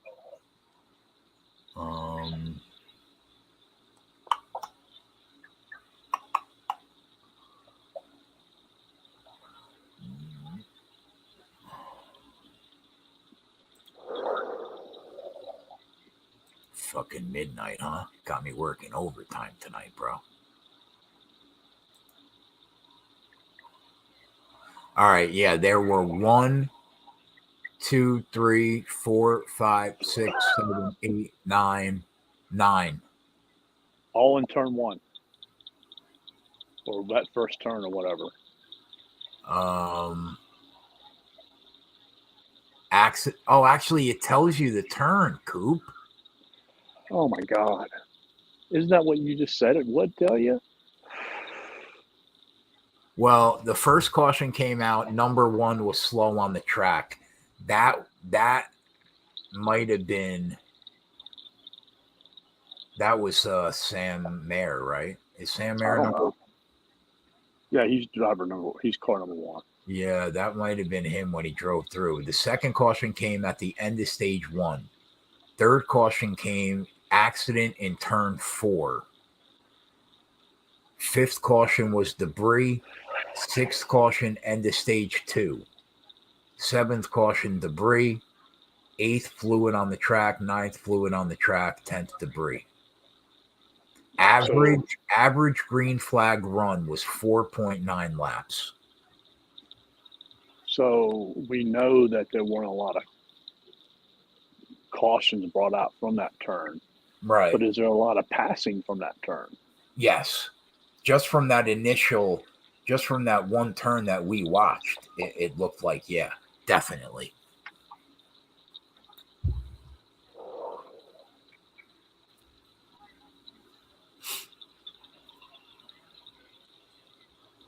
Johnny said he's betting Hill over Snyder. That bet that you like, that matchup. Yeah, I like that.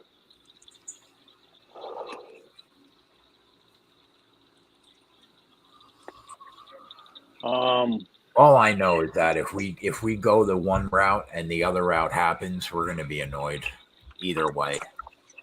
I mean, is there a way we can do both? Well, here's That's what just I'm too thinking. many.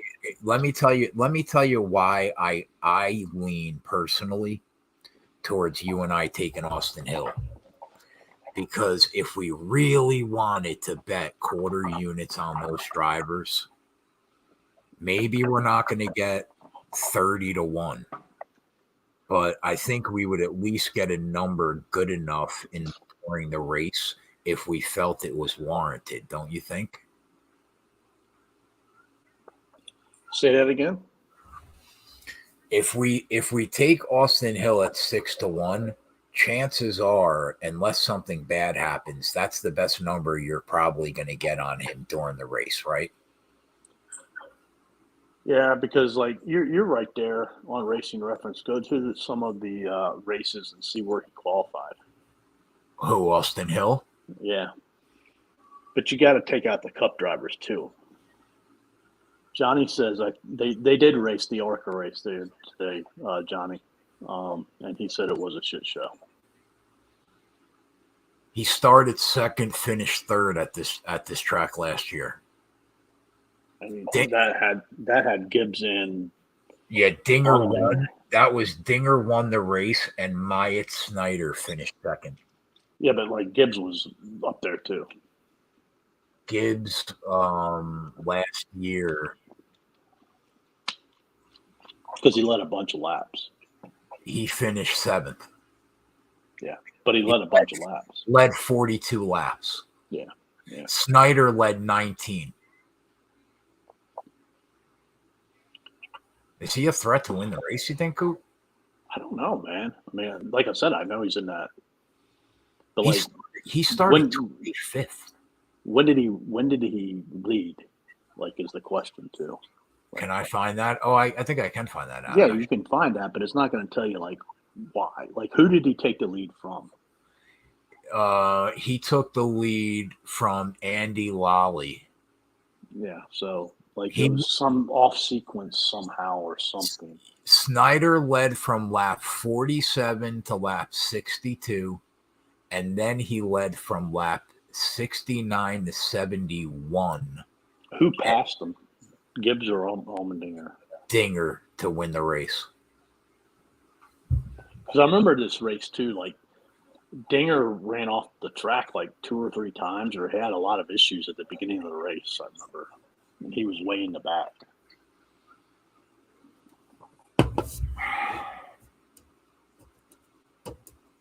Like, is he in the same car that he was in last year?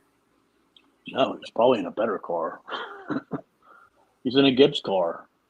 I think last year he was in a Jordan Anderson car. Yeah, he was. How the fuck do you remember that? That's crazy.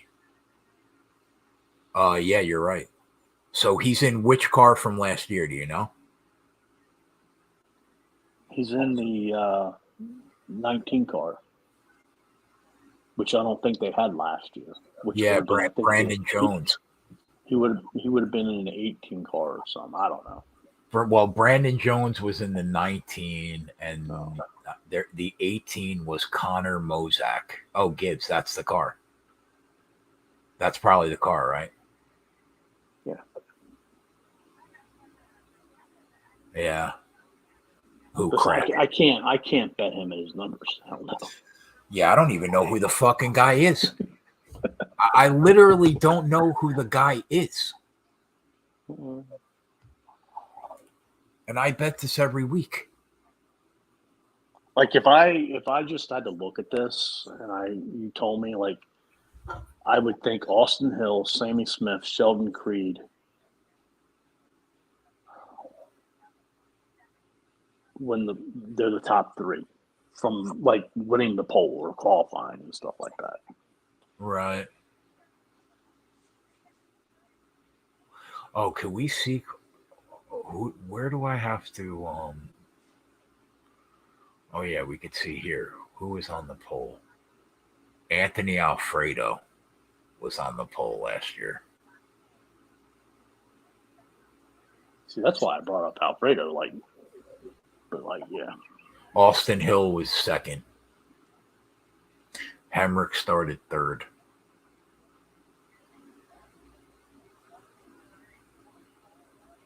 Mayer was fourth. Actually, all the fucking ringers, they were nowhere to be found. Dinger started 10th. I don't know if they I imagine they qualified in the rain too. Yeah.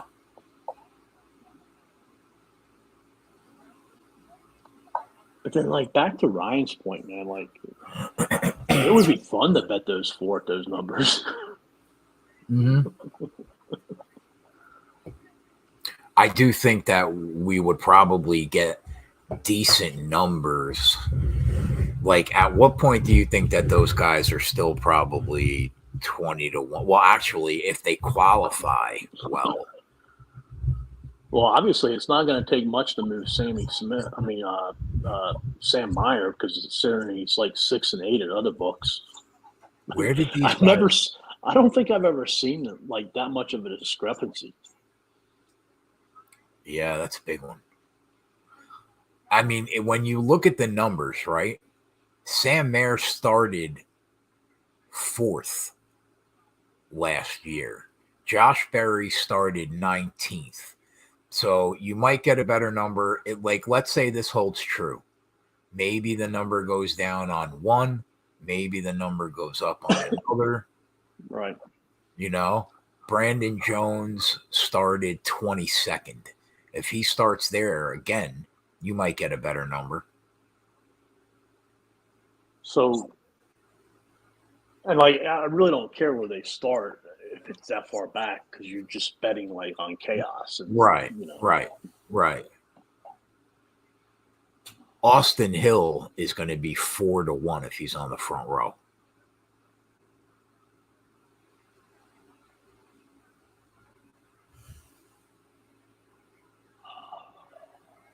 We'll go back to Coda this year. This year? Yeah. That's the only road course they've run. Where did the 4 guys start that we're discussing?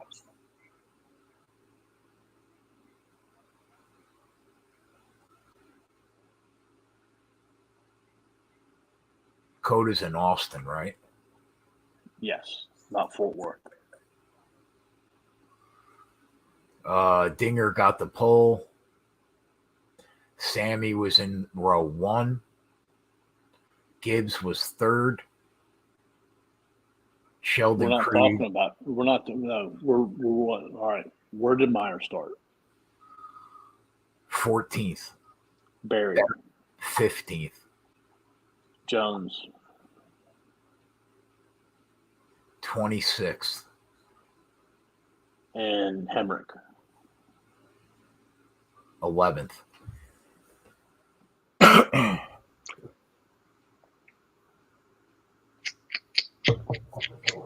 And there was what, like three drivers of Cup?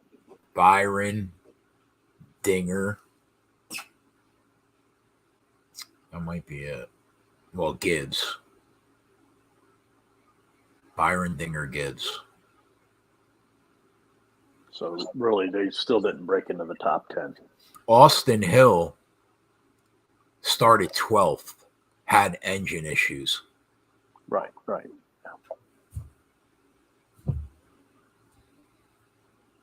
Parker Kligerman started 5th, finished 31st.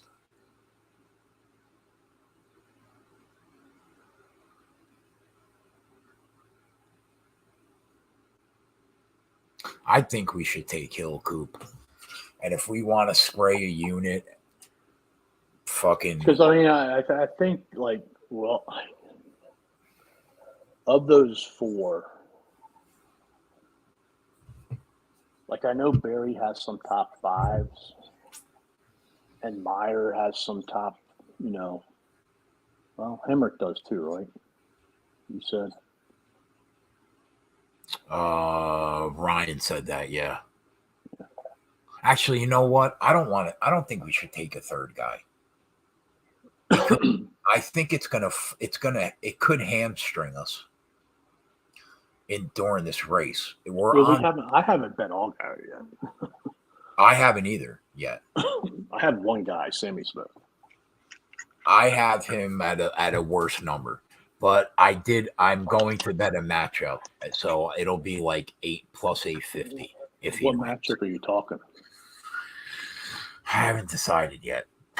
I'll probably do that. Something on Superbook? No, not necessarily. I'm gonna go through them all and see what the best one is before they qualify. So in your head, you're gonna bet them. You just don't know what the numbers are. Right. My plan is if I can get it on him in a matchup, I would like to do that to bank an extra unit if he wins the race.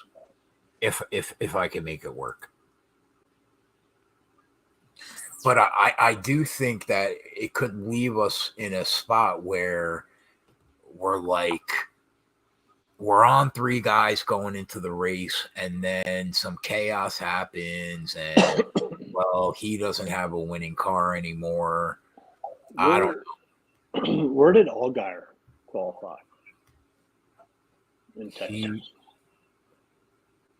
Austin, Fort Worth, whatever. Yeah, he qualified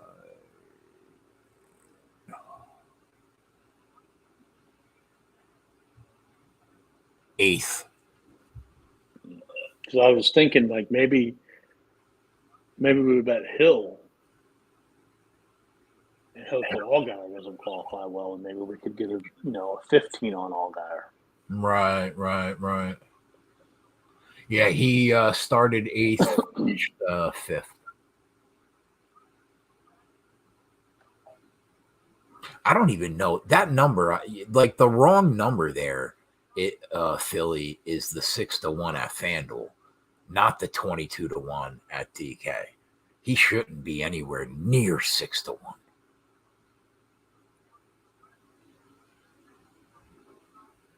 You agree with that, right, Coop? That right number is the 22-1 side. Right. Yeah. Well, I don't know if 22 is the right number. Maybe in the middle, 15, 18 or something. Yeah. But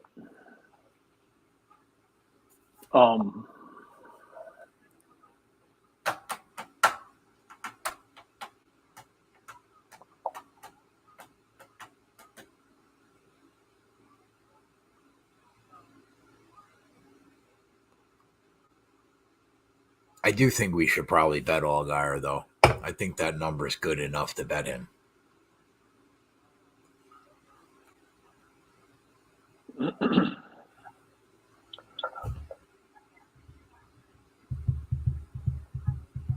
I guess the question is, like, really, like, do we really think if Sam Meyer, Barry,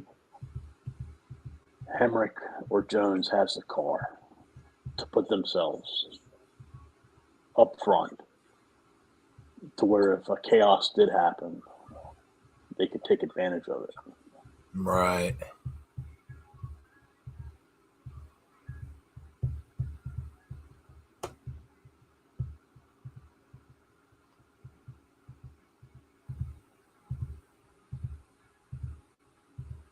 What time's qualifying in practice tomorrow? I think 10 a.m. That's for a cup. Oh, all right. Hold on, I'll tell you. When is the Xfinity? It's got to be a little bit later, but can't 11 be too late. 11:30 practice, noon qualifying. Whoa, wait a minute. 11:30 practice.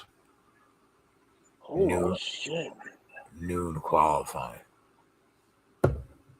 So that's 8:30 out there. Yeah. Holy cow! Yeah. Boys are up early. Yeah.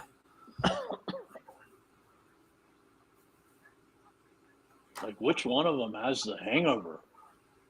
And doesn't quite 30. Holy shit.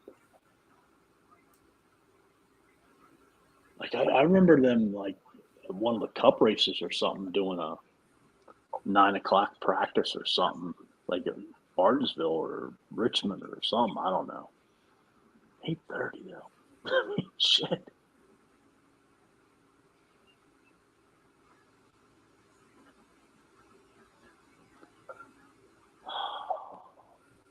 Decisions.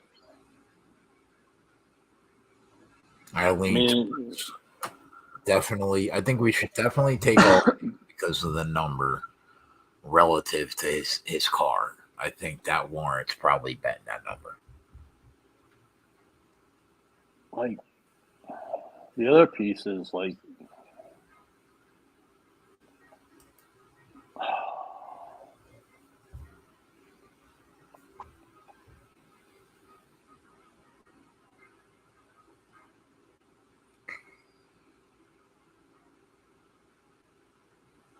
if any of these qualify in the top 5, like, what do you think it just cuts them in half, maybe a little bit? Like, I don't know how much lower Cole Custer's number can go. I mean, like Jones, Hemrick, Berry, and Meyer. Oh yeah, probably in half. Probably, yeah. Yep.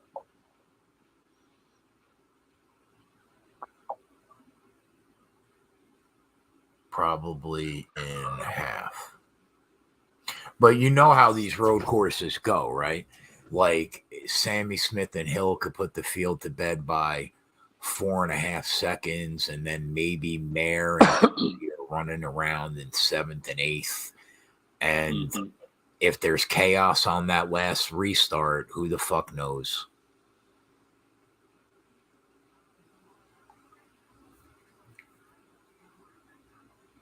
Yeah, Philly said they left them open. Like, what's the for FanDuel? They will definitely do that for Xfinity. For Xfinity, their time says 4:30 p.m. Eastern. Yeah, no, he's talking about leaving the odds open for practice and qualifying. Yeah, but sometimes they lock it. Like, they leave it open for practice, but then they lock it at qualifying. Sometimes. Or they lock it during qualifying. Maybe during. It'll definitely be open for practice for sure. Yeah, I agree with that. But do you guys think the guys that race in that Orca have an advantage? Who raced in it, Johnny? You know that dude is 5-1 to win the race. Who? Myatt Snyder. You mean that car is 5-1? Yeah. Crazy, bro.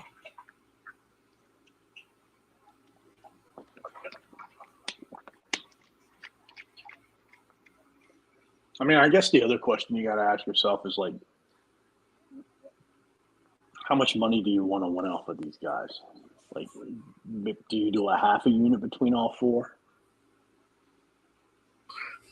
Well, I mean, if you bet a quarter unit, let's say, and you were getting numbers around 25-1 on average, you're going to make about what? About little over 6 units if they win the race. That's if you bet a quarter. Quarter. You'll make about 6 units if they win. So it would cover your Allgaier and Smith bet. It will cover the other 3, and you still pick up about 3.5 units. That's what you'd be looking at.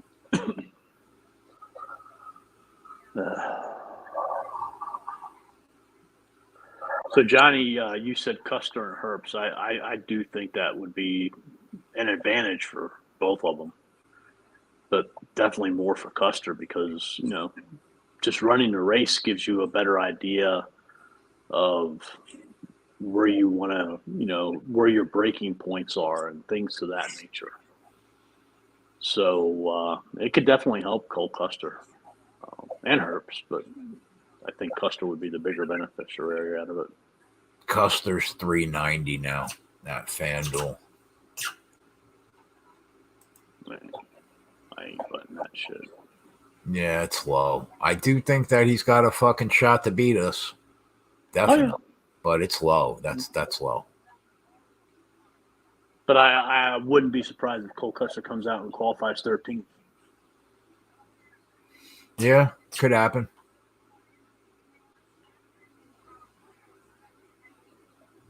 Sheldon Creed could be the guy. Who knows?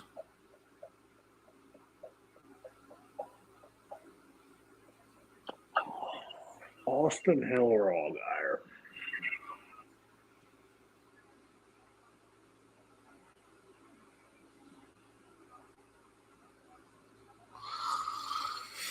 I think that they probably have around an equal chance to win the race, if I had to guess. Maybe a slight edge towards Hill. But I still think that they're probably both worth betting. I could be wrong. And I know Allgaier has won a race on the road courses of the field that's in here. Custer might have too, but I'm not positive. Yeah, I think he did. But other than that, none of these drivers have won on a road course. But against this field, Smith and Hill would have wins. Oh yeah.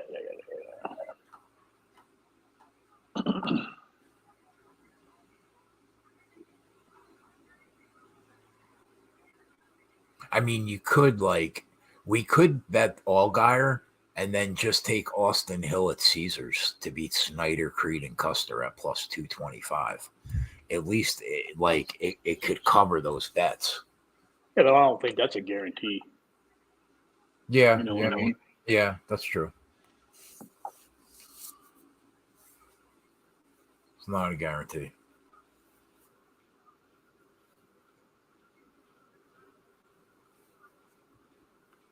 All right, you need to get to bed because you got to get up to watch qualifying. I should probably eat something before I do That too.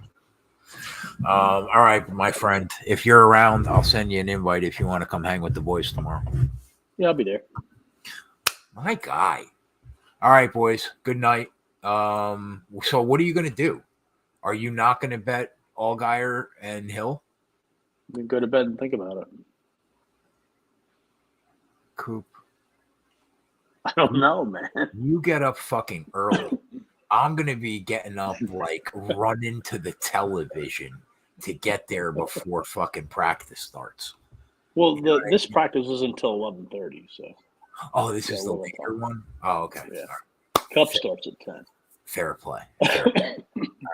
All right, boys, we're out of here. We got a long fucking day tomorrow. We'll see you tomorrow. Later.